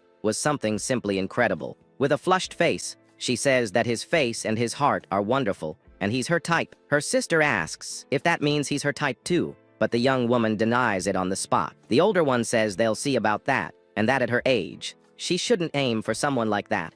She explains that if he can give away elixirs for free, he's definitely part of Vertar. With that, the older sister warns that he must have hundreds of rivals out there in the city. But the young woman gets excited and says it's precisely because of her age that she has a chance. The white-haired girl gets a determined and very embarrassed look on her face. Meanwhile, the older sister just smiles, finding the younger one's reaction very amusing and cute. Suddenly, another nun appears and asks the two of them to take up their duties at that moment. The older one then agrees with a smile and says they are on their way to take care of everything. She then turns to her sister and asks if they should go to their daily tasks together. Nina answers with a very quiet eyes, her face completely red with embarrassment. With sparkling eyes, she then calls out to the sister who had teased her about the mysterious young man. And so the Ansige sisters walk together down the hall, devoted to their service in the church. The two young women smile serenely as they continue with their daily tasks at the location. They then eagerly await the day they can meet the hero in black again. The story jumps forward 3 days, and we see Marie sitting on a bench with an exhausted look on her face. Suddenly, a red-haired girl appears and accuses her of slacking off from work once again. The nun is startled by the voice and says that it's Lifia and that she's not slacking off but on a break. Mary comments that it's been a while since she's seen her, and the redhead reminds her she shouldn't be in the garden. Lifia apologizes for scolding her and asks her friend to sit down for a bit to chat with her. The two then walk toward the bench so they can talk a little more in private. With that, the two young women sit on the bench and calmly start to catch up. Marie then asks curiously if her friend's younger sister, Karen, didn't come with her today. The redhead explains that she's talking with Nina outside, and the nun understands the situation. Lifia says that if they are there, it's because the ducal house managed to thank the hero in black. At this, the nun reveals that her sister wants to see him every day because she really liked the mysterious young man. The redhead laughs and says that Karen is no different and that she found someone to cling to besides her. Mary comments that the young redhead used to be attached at the hip with Lifia and now lives on the hero's lap.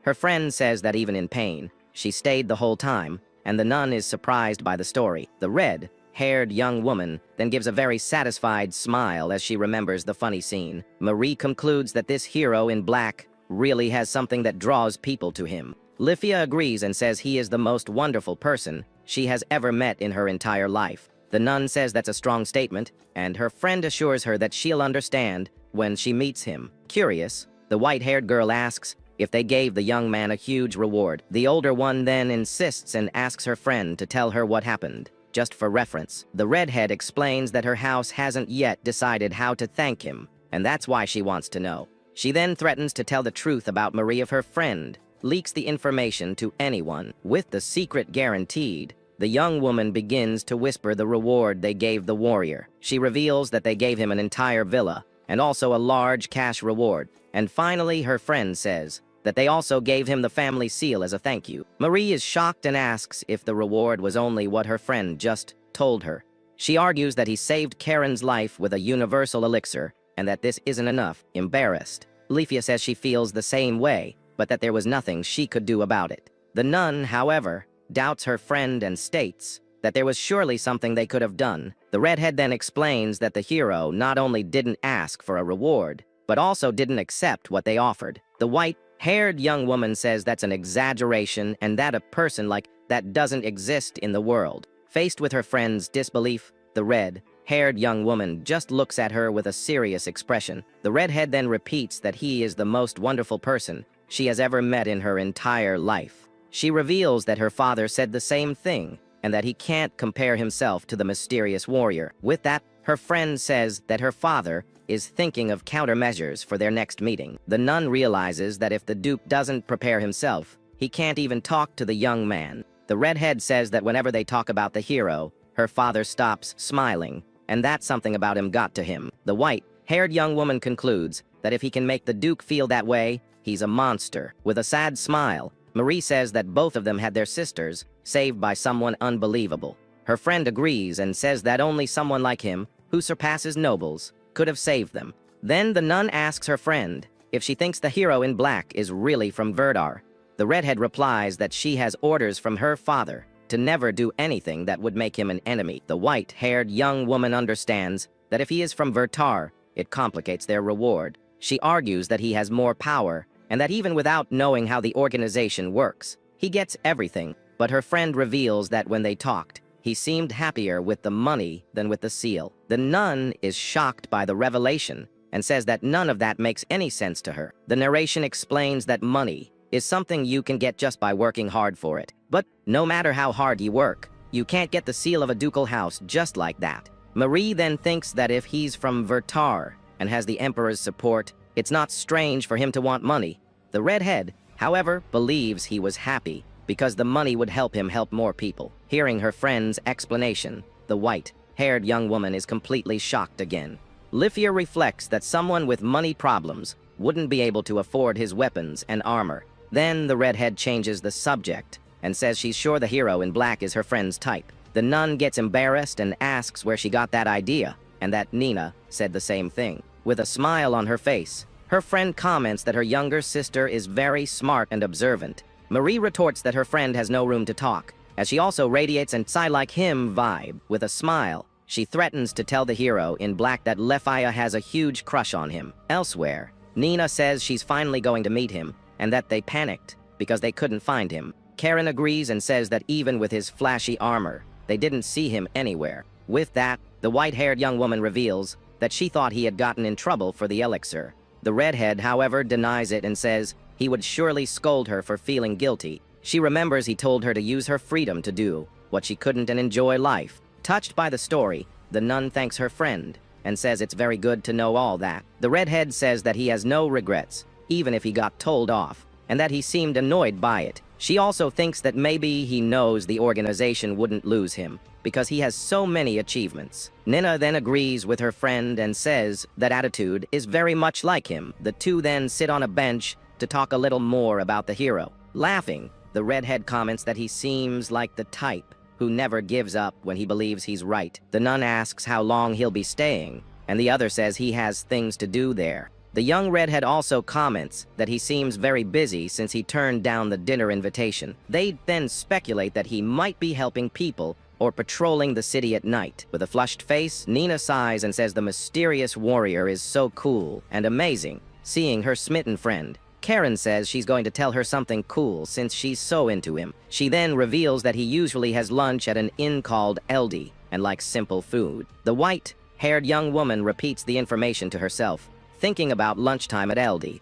Suddenly, the nun stands up and her friend asks if she's planning to go there right now. Embarrassed, Nina says of course not, as they haven't even properly thanked him for everything. The young woman remains embarrassed while the redhead stares at her, not understanding. Karen then asks with a serious face if her friend isn't going to leave her behind on this mission. The scene then takes us to our hero walking calmly through the city streets. With that, he arrives at a bar and opens the door to enter the local establishment. Inside, Nina asks the bar owner what time that gentleman usually shows up. The bar owner looks awkward, and the hero right behind them is confused by the whole situation. The nun insists and asks the man to reveal the information because she really needs to know. Startled, the innkeeper replies that he usually arrives around that same time. Our hero realizes the innkeeper is being interrogated and just wanted to eat in peace. The nun then asks where the gentleman usually sits, and the bar owner looks uncomfortable.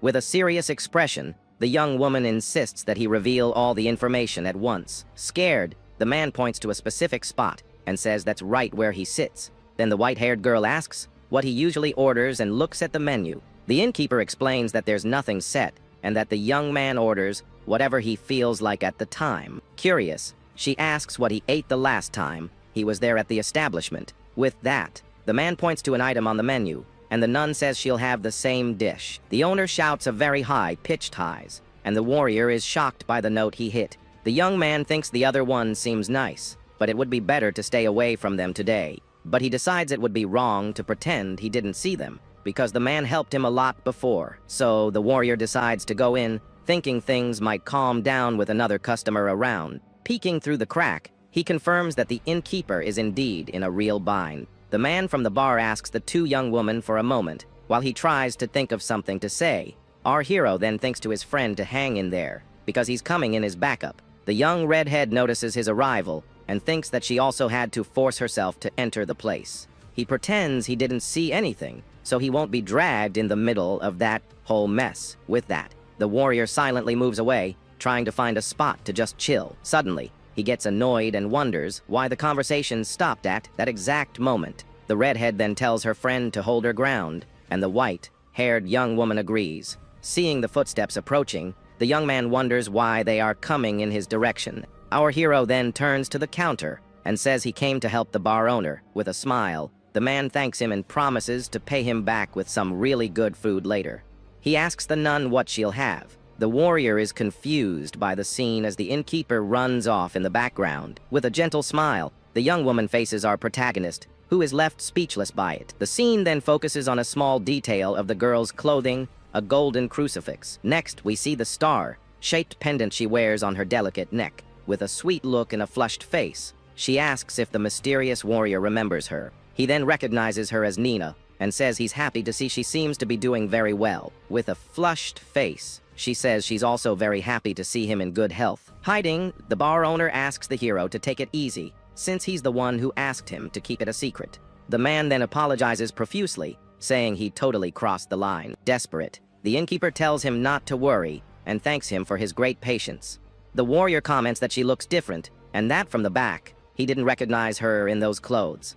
With a smile, the white-haired young woman asks if the new outfit suits her. He then replies that it will suit her, even more when she gets a little older. She thanks him, and he notices the crucifix and says he didn't know she was from the Holy Church. With a smile, the young woman is pleased, and in the background, her older sister watches the scene. Marie, however, looks at the situation with a very unhappy expression on her face. The older sister seems to not like the interaction between the two of them at the bar at all. Noticing the mood, the young man changes the subject and asks how the girl's vision is. All excited, she replies that it's perfect, and that it's all thanks to his help. To test it, he holds up 2 fingers, and the young woman correctly says they are the index and middle fingers. Next, the warrior holds up his whole hand, and she replies that it's 5 fingers. Relieved on the inside, our hero thinks that her vision seems to be very good now. She says she enjoys her days more than anyone because she hadn't seen her family's faces in years. Moving closer, the girl apologizes, and he says she doesn't need to say something so heavy. He asks her to lift her head and enjoy it, otherwise the medicine wouldn't have been worth it.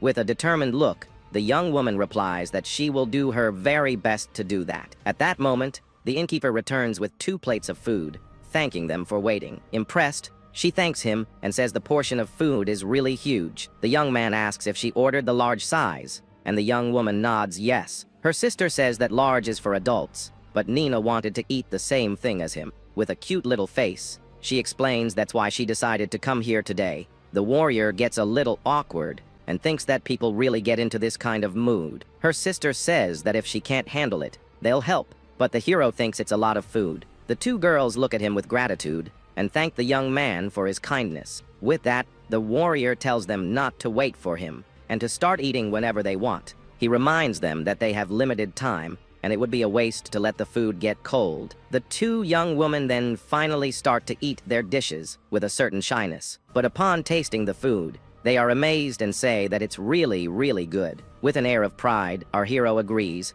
and says the food at this place is great. Annoyed, the bar owner slams a glass on the table and asks why he's so proud. He complains that only his dish was sloppily plated, and the warrior tells him to let it go. With a smile, Nina comments that the young man and the bar owner seem to be very close.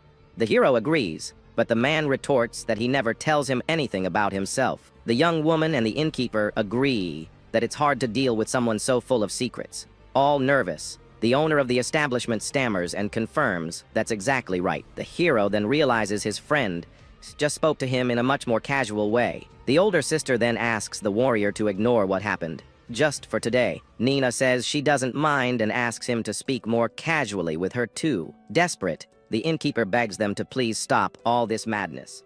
Our protagonist finds his friend's reaction amusing, but he says the hero is the strange one. The white-haired young woman then, ready to cut a piece of her juicy steak. She then apologizes for the sudden question, but needs to know something important. Turning to the 2 of them, the girl says she has something very important to ask. The nun then explains that the time she can spend outside is very limited. With that, she asks if they could set a day for her to thank them both properly. With a blush, she reveals she wanted to set a date to thank him properly. Our hero is then surprised by the girl's sudden question. At this, the innkeeper thinks about leaving as the young man asks if he has to go to the Grand Cathedral. The young woman immediately says no, and explains they'd be coming to his estate to thank him. She then says that if this bothers him, they will apologize for knowing where he lives. With that, the warrior wonders how she got that information, since he barely just got there. He says it's all right, and that he was just impressed by the news. The young woman then says she knows he's busy, and suggests next Sunday at noon. The young man agrees to the date and asks who exactly will be visiting. She then reveals that her older sister, and she will be present. The white-haired girl finishes by saying that some guards should also accompany them. The masked man remains silent, processing the information of so many people coming to his home. He then realizes the girl's family is very powerful, and just thinking about it makes him tired. The hero asks if he can choose who comes, which leaves the young woman quite confused. He then asks for her parents not to come, which leaves her completely shocked. The masked man explains that he doesn't want a formal visit, or to draw too much attention. At that moment, the innkeeper pokes fun at him for not wanting to draw attention with armor like that. Our protagonist gets a little annoyed with his older friend's comment. He argues that her parents should prioritize their work because something bad could happen. The warrior says that high-ranking people intimidate him and that he doesn't want to meet them. The young man then asks if she doesn't trust just her sister to go with her, and the young woman immediately denies it. The older sister then tells the guard that she will pass the message on to her superiors. Marie says that was her intention from the start, and that this helps a lot. Our hero is relieved and thinks everything is going quite smoothly. The older sister then gives a piece of meat for the younger one to eat. After finishing the dish, the older sister turns to the warrior, calling him Jet Black. The two say their goodbyes and mention they are looking forward to seeing him soon. The young man waves them goodbye as he watches them leave. The two sisters then walk towards the establishment's exit. With that, the door's bell rings, indicating that the girls have left the place. Alone at the bar, our hero puts his hand on his head, looking completely exhausted by the situation. Just then, the innkeeper arrives with his plate and asks if he's sure he's the tired one in this story. The warrior says that dealing with that group would tire anyone out, but the redhead says he's the one who's wiped out. With that, the young man lays his head on the table and says that to avoid an argument, they're both tired. His friend comments that he knew he wasn't normal, but didn't expect him to be from the church. Next, the bar owner notices that the young man's treatment of him hasn't changed at all. The masked man then replies that this really helps keep things the way they were. The redhead jokes for the other not to sue him later, and he promises he won't do anything of the sort. Our protagonist comments that the bodyguard was intimidating, and the other says she's from the elite ranks. He then asks his friend to tell him what he knows about them, as he had only heard rumors. The bar owner shouts that he should have told him sooner, and the warrior apologizes for the confusion. The innkeeper explains that they were polite to him and pressured him for information. For a guard, their attitude was correct, and that's a way of showing loyalty. The young man understands the situation and thinks it must be very difficult for the bodyguard. His friend then says it's like that for everyone who serves people in power, and that he would understand. The redhead remembers it was the warrior who said he had a public image to maintain. With a smile, the young man reveals that he doesn't understand any of that, and just said what sounded right. The innkeeper retorts that this just shows he doesn't need to worry about it. At this, he is shocked and asks if the young man is more important than someone from the church. The masked man denies it right away, and says he's so far below that he can't even understand their position. His friend ends the conversation, but the warrior feels that the misunderstandings are only getting worse. Elsewhere in the carriage, Marie says she's happy her sister got to see the hero. The white-haired girl then asks what her impression of the mysterious young man was. She replies that she was referring more to his character, and not just his strength. Her sister apologizes and says she was being watched, so she didn't have time to think about it. The young woman is shocked to hear the word watched and doesn't understand what happened. The older sister explains that people let their guard down while eating, and she was being tested.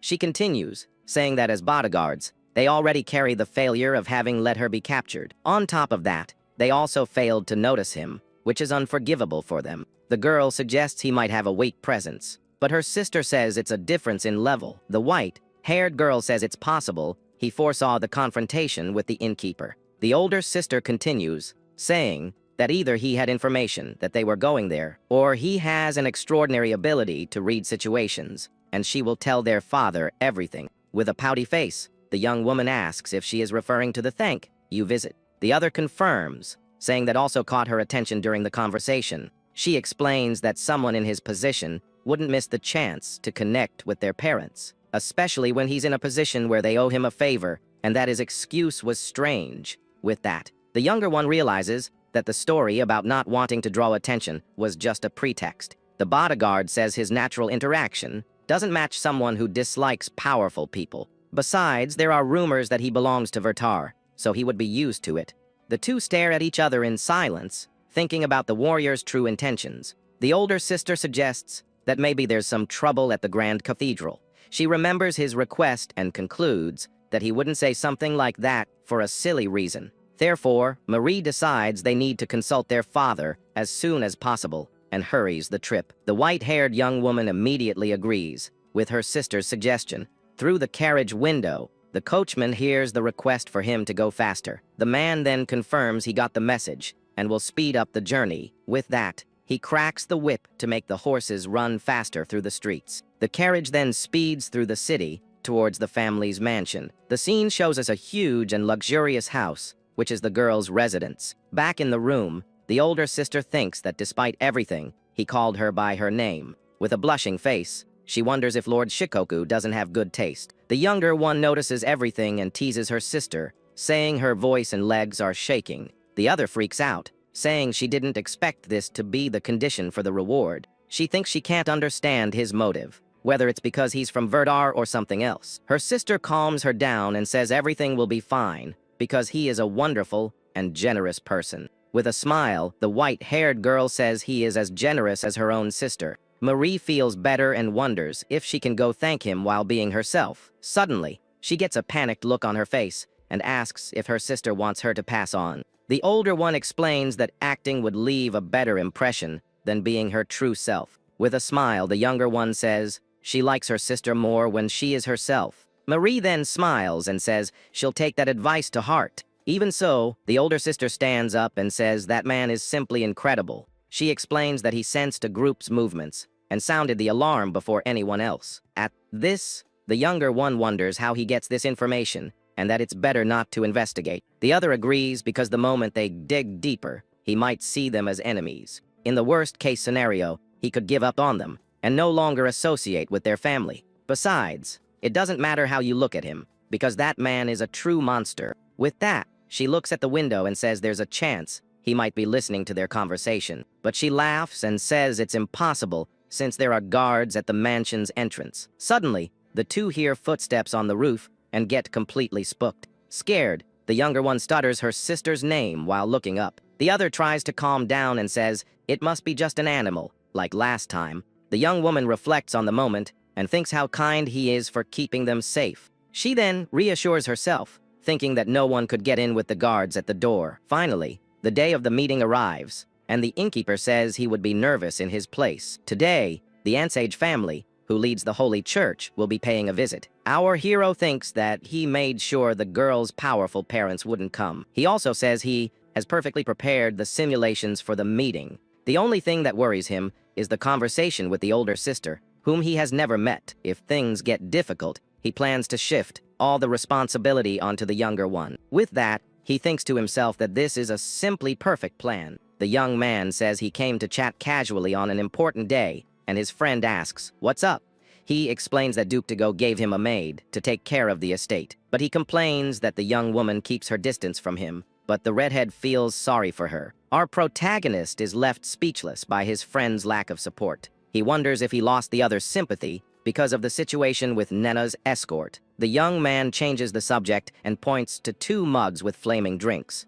He notices that the place is more crowded and that the number of staff has also increased. With a proud smile, the innkeeper says that all of this is thanks to him. The innkeeper explains that with the young woman's visit, rumors spread, and now everyone wants to eat there. The warrior thinks she will become an incredible woman and says he has something for his friend. He then asks if the redhead has heard about the new religion that has appeared to challenge the church. The masked man reveals that they have been preparing for a long time and that the plan is on a large scale. The bar owner asks if he heard it from a customer, and the other confirms that they are spreading rumors. He suspects they want to cause an internal conflict to weaken the Ansage family's power. Our protagonist thinks that people in power really have a tough life with so many problems. His friend says the young man wouldn't know about the information, and he asks what would happen if he didn't. In a mocking tone, the innkeeper replies that he would believe it, and the warrior is confused. With a serious look, the young man says the Holy Church can handle the situation with ease. He continues, saying they will take measures and wouldn't lose their dignity so easily. The redhead hopes so but finds the situation problematic because the group is growing very fast. But our hero says everything will be fine because the church is famous and has a lot of power. His friend grabs him and asks if he's already done something, but the warrior denies knowing what he's talking about. With that, the innkeeper looks at him with an expression of total distrust on his face. The masked man then asks the reason for that strange look from his friend. The redhead says it means he doesn't believe him, but the young man insists he has good information.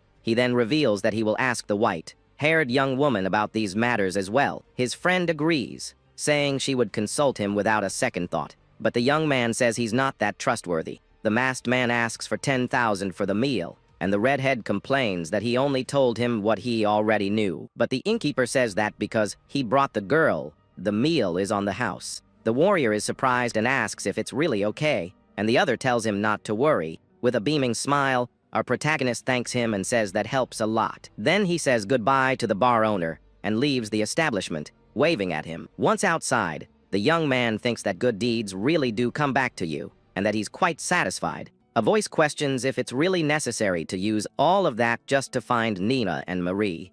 In full armor, our hero says it's a precaution, since you never know what might happen. At this, the maid says that even if a scuffle broke out, he would be stronger without the armor. The warrior thinks to himself that she has been a source of anxiety for him lately. With that, he is shocked and asks the young woman where she heard that information. The servant replies that it was from Lord Digoat, and that it's confidential, so he doesn't need to worry. The young man then thinks it's a good thing he's wearing armor, so she can't see his astonished face. Then the girls arrive, and he asks if the maid will show them the place.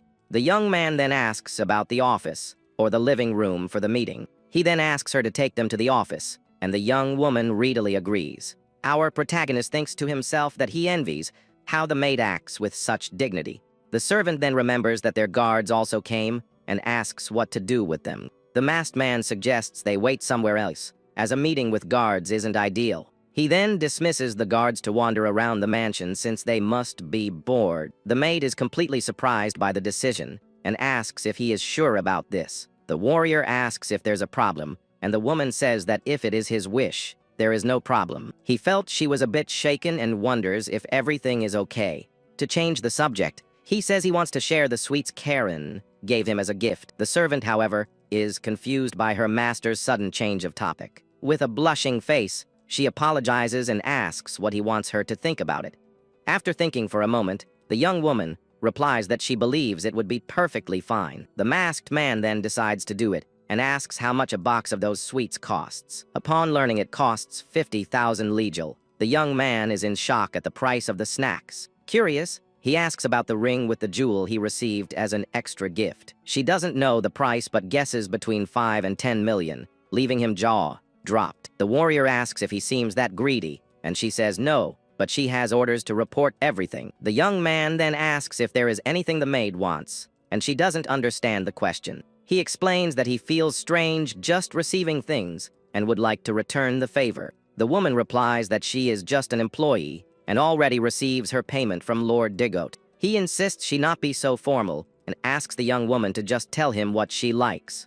The servant's face turns completely red, embarrassed by the masked man's insistence. With great embarrassment, she finally admits that she has a great passion for sweets. He understands and says he will buy several for her next time, and the woman thanks him. With that, the masked man heads for the door, leaving the maid behind on the stairs. Alone, the servant thinks she needs to inform Lord Digoat about this conversation. She remembers him talking about sharing, and thinks that those are the words of someone from Vertil. The scene changes, and someone thanks the girls for visiting despite their busy schedules. Next, we see Lady Marie and Lady Nina arriving at the mansion with their guards. The maid then opens the door and welcomes the nobles and their companions into the residence. The group then enters the place, being guided by the servant through the hallway. Inside the room, the warrior comes face to face with the two girls, who look at him with a smile. The scene then shifts to a hand knocking on a large wooden door. The vice-captain of the guard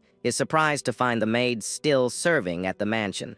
The servant says she thought she would lose her position, but the new owner was kind and kept her on. The guard questions this kindness, and the woman explains that he could have found someone better. The other woman suggests that he found her competent, but the maid says he doesn't even know her. With a smile, the guard remembers they are talking about that mysterious man.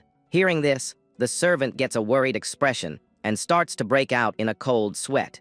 The vice-captain then says the conversation is going in circles, and the maid agrees. The thought is that Shikoku is a private man, and no one can know his true nature. The guard asks if it isn't difficult with him in charge, and the other admits to always being nervous. The woman then asks if it's true that the mansion has no guards, and the servant confirms it. The reason is that the new master said It would make the atmosphere too tense and formal. With that, the other woman understands it as a challenge, and the maid confirms he has the power for it.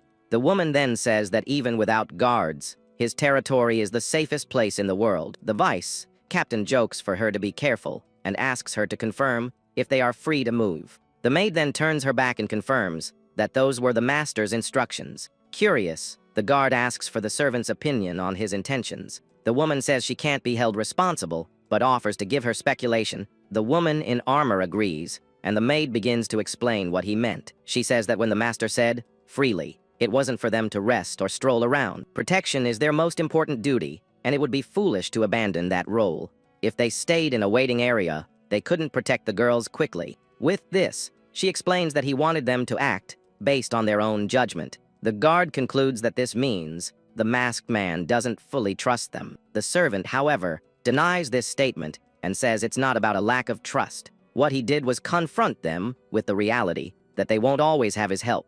This mentality is crucial to protecting Nina's smile as she eats a sweet. The maid finishes her theory, and the guard thanks her, asking her to pass on their gratitude. Back in the room, the protagonist is confused, thinking he didn't say anything rude. Meanwhile, the two young nobles seem extremely nervous and uncomfortable. The warrior looks at them and thinks that they are actually the ones acting strangely. Marie then apologizes and asks how much the masked man saw through her. The young man is completely lost by the question about his future conduct. He doesn't understand what she means by future conduct, and the girl just confirms it. Our hero wonders what her was means and wants to hear the rest of the sentence. Beside her, the other girl seems equally confused and unsure of what to do in this situation.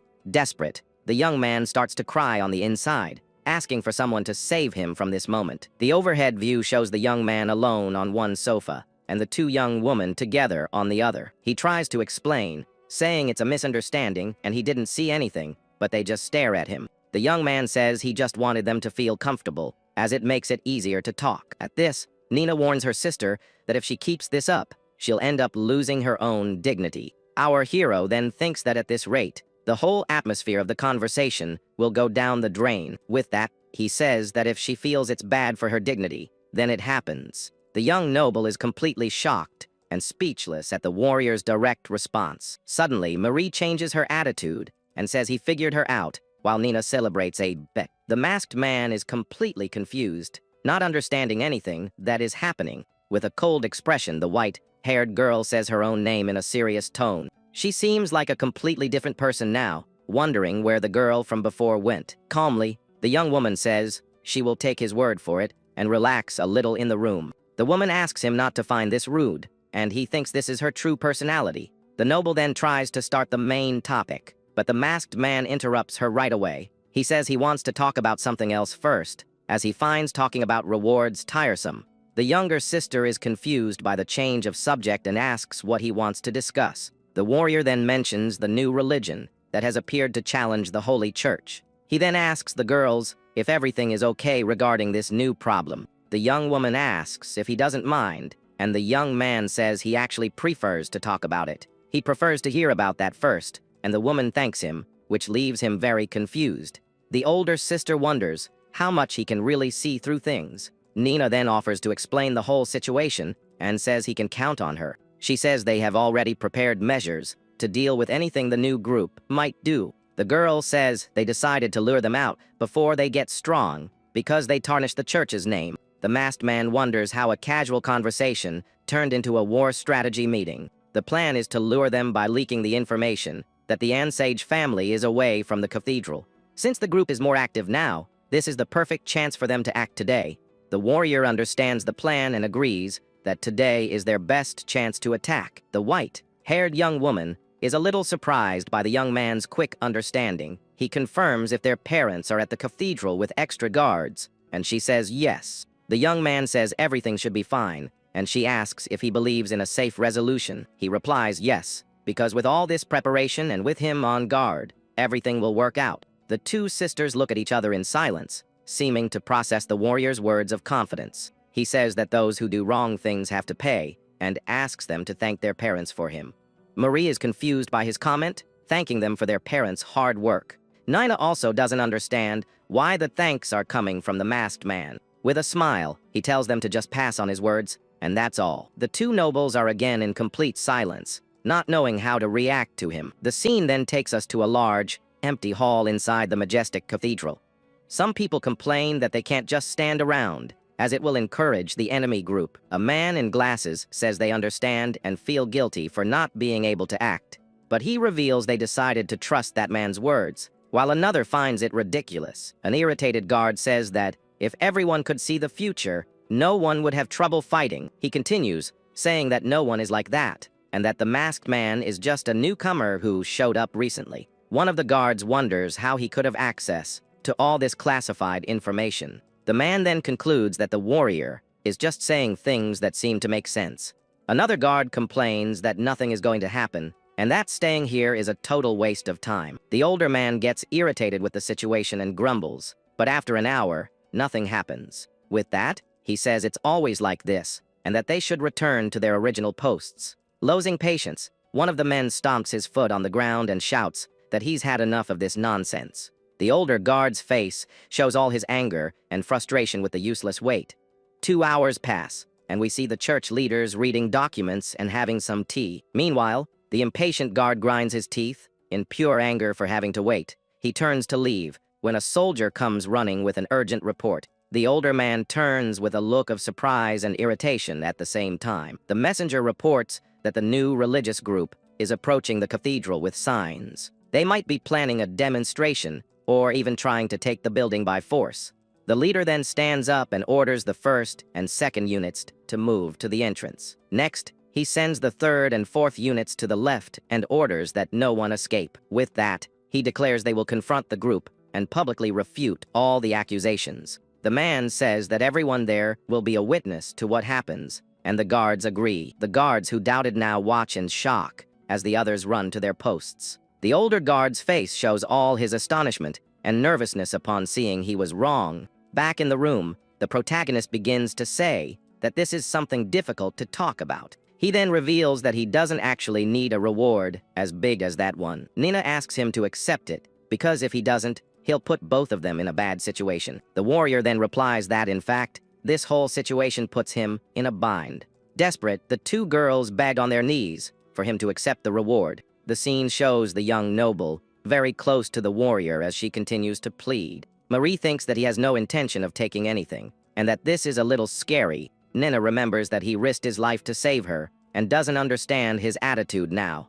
The young man says he really can't accept everything, because it's too much for him. With that, he points to a chest of gold and a small box of jewels, saying he'll accept those. He reinforces that he can't take anything more, because receiving too much makes him uneasy. The two sisters are completely confused, with their eyes closed, at the warrior's decision. The masked man then asks Nina if, even after all this, her parents will still come. The girl replies yes with great excitement, as this has already been decided by them. Our hero is visibly bothered by the news, and thinks that it's already been decided. Maureen notices his reaction and asks if there is a problem with her parents' visit. The young man raises his hand and says he needs to make two things very clear to them. He explains that the reward is already enough, and that he doesn't need their parents to come. The two nobles are shocked by his request and try to argue against the decision. The masked man says he understands they want to do everything right, but enough with the thanks. The white-haired young woman is confused and asks what other priorities he is talking about. He explains that their parents are not people who can waste time and have more important things to do. At this, the young man thinks to himself that he actually has no idea what they do. The two sisters look at each other, not understanding anything, and wonder what he means by this. With a smile, he says he would prefer they use their time to help the city. The reason for not taking the money is that it would be better used to help other people. He continues, saying that the better the money is used, the more it counts as a thank you. Besides, if the Holy Church becomes stronger, the protection he receives also increases. The two girls stare at each other with a blank expression, not knowing what to think about it. Marie then sighs and agrees, promising they will make good use of what he returned. Nunnan is surprised, but her sister says it's what he wants, and the young man thinks this helps a lot. The young noble now understands that this is more like teamwork to improve things. Someone remembers that he was happier with the money, because he could help more people that way. The red-haired woman says he is Mary's type, and that she wanted his power in the church. Marie turns completely red, embarrassed by her friend Liffy's comment. With a flushed face, she scolds her friend for making her remember strange things. The warrior then stands up and says he has something he wanted to give them. He holds out his hand to Nina, who looks confused at the man's sudden gesture. The masked man then places a golden key in the girl's hands, and she asks what it is. He confirms that it's the key to the house, leaving the young noble completely shocked. The young man explains that they can use the place to meet, or just to hang out. Nina's eyes sparkle and her face blushes, not believing his generosity. Suddenly, the girl faints into the warrior's arms, thanking him very much for the gift. Marie thinks that even with a lot of space, nobody just goes around giving out house keys. She remembers that Liffy also got a key, and probably kept it a secret from everyone. The young man then turns to Marie and gently pats her head, which makes her blush instantly. The woman is speechless and stammers a highs, not knowing what he wants from her. With a smile, he says she doesn't need to hold back, and that he prefers her as she is now. Marie turns red as a beet and wonders why he said that out of the blue. Nina teases her sister, who tells her to shut up, and the scene changes to a carriage. The two bid farewell to the maid, who wishes them a safe journey back home. The servant then watches the white carriage with golden details slowly move away. With a pensive look on her face, the woman seems to be reflecting on everything that happened. She then turns and closes the large double doors of the mansion where she now works. Walking down the hall, she thinks that normally she wouldn't get involved with a place like this. But she remembers she is dealing with someone who left even Lord Digoat at a loss. The scene shows the said Lord Digoat at his desk, completely stressed and overwhelmed. The maid stops in front of a door and thinks that she cannot make the slightest mistake. With determination in her eyes, her hand clenches into a fist and knocks on the wooden door. Our hero hears a knock on the door and, with a tired voice, asks the person to enter. The maid enters and informs him that the girls have already left, and he thanks her for her kindness. The woman thinks he looks a bit tired, but soon thinks it's just her imagination. She asks if he wore the armor the whole time, and the young man confirms that he needed to. The servant thinks that if she were smarter, perhaps she would understand why he needed it. He tells her he gave 2 keys to the young woman and asks why she isn't surprised. The maid explains that on the way out, Nina was opening and closing the door with the key. With a smile, the young man thinks that deep down, she still acts like a child her age. Next, the woman says that Lady Marie admires him very much and wants to visit him again soon. The young man is happy to hear that, even if it's just a compliment to please him. The servant, however, doubts it's just a compliment, as she has never seen Marie act that way. He thinks she was just relieved that the visit was over, but the woman thinks he moved her. The young man vehemently denies it, waving his hands and saying there's no way that happened. The maid stares at him with a suspicious look, and he asks the reason for that face. She says it was nothing, but if he can handle Lord Digoat so easily, then it's hard not to think he would do the same with others, and he gets confused. The young man sighs and says he wishes he had all the composure she imagines. The servant thinks that his casual reply is precisely the proof that he has it. The narrator says he used kind words to put the Ansage sisters at ease, but with Duke Digoat, he used sharp and cruel words to deal with the man. With this, the maid can only pray that he never uses that side on her. The woman's face shows her full determination not to anger her new master. She thinks she needs to get used to the mansion and her master's values. In the carriage, Mary tells Nina that he said he likes her better being herself. The woman gets super excited, and Nina tells her to keep her voice down, or everyone will hear them. The older sister doesn't care about that, and continues to smile with a flushed face. Nina remembers that her sister was shaking with nerves before meeting the warrior. Marie retorts that she doesn't want to hear that from someone who was playing with the key in the door.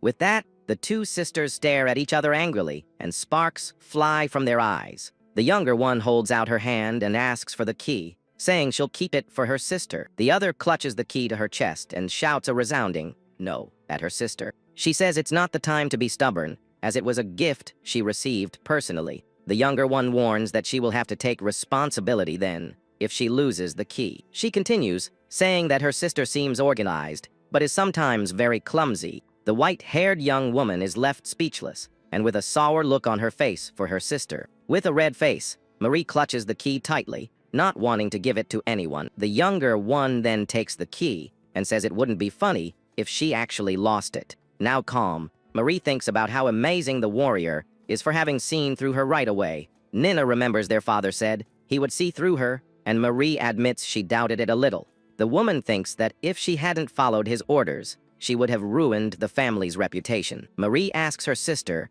if there was anything that made him suspicious, and Nina says no. The older one then says it's possible he has access to all the information in the city. With a smile, Nina reveals that the person who leaked the information about the new group was him. The information was anonymous, but his excuse of not taking responsibility gave him away. The girl says that their father thinks so too, and that they used his strategy today. She continues, saying that for someone who knows so much, the request for their parents not to go is obvious. Marie is shocked, because to know that much, he would have to infiltrate the enemy group. The younger sister remembers that's exactly what he did when he rescued her. The other noble says he has no reason to go that far, and already seems busy enough. If he did all that for them, he would be a sate, and should have accepted the family inheritance.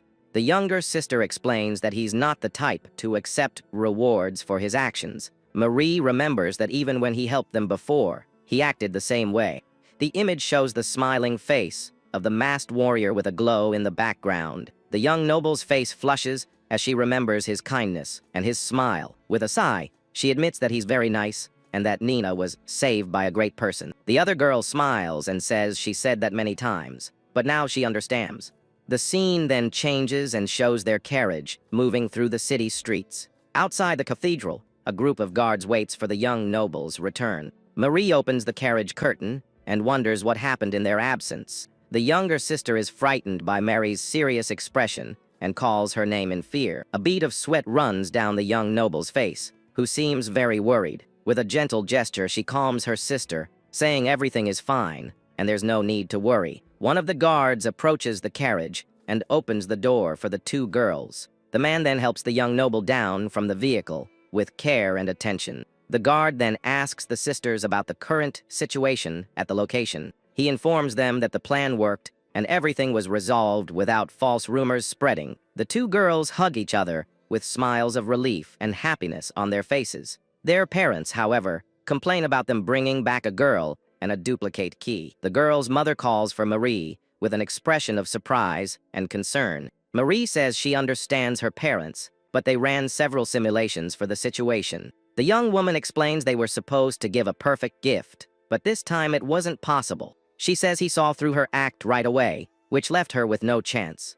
The woman admits she was manipulated the whole time, and that it's impossible to win against him. The girl's parents look at each other in silence, seeming surprised by their daughter's report. The father then apologizes and says that if his daughter is saying it, it must be true. The young woman says he controlled everything from start to finish, and that they should have expected it. She asks if, even after everything, they will still try to give something to the warrior. The girl's mother confirms that is their intention, even after everything. Marie then reveals that he anticipated this and specifically told her something. The masked warrior, with his hands together, said that there is no need for their parents to go. He also said that going to the mansion would be a waste of time, as he wouldn't accept anything else. The girl's father is shocked and asks if he really said all that to them. Marie explains that she tried to be sincere, but he cut her off by asking if they didn't have more to do. The warrior told them to use their time on something that benefits the city instead of thanking him.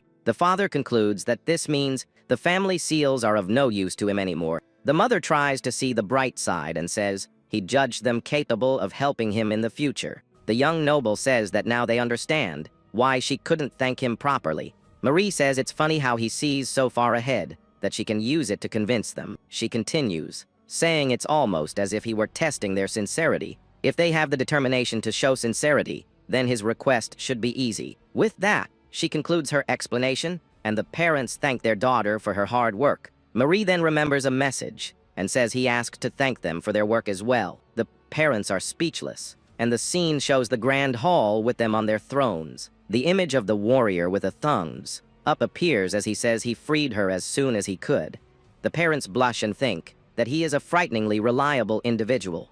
The girl's mother says she certainly would not want to have him as a family enemy. Marie then says that's why someone like him belongs in Verthal in a high position. The young woman then asks if they managed to get any information about the mastermind of the attack. The mother replies that they spread as much information as possible, and that they will probably flee. Marie is outraged and asks if they aren't going to capture those responsible for the crime. The father explains that it's not that they won't, but there's a risk they might get back at the warrior. An investigation board is shown as the narration, says it's not good to block them. The young noble makes a disgusted face, thinking about how malicious they were.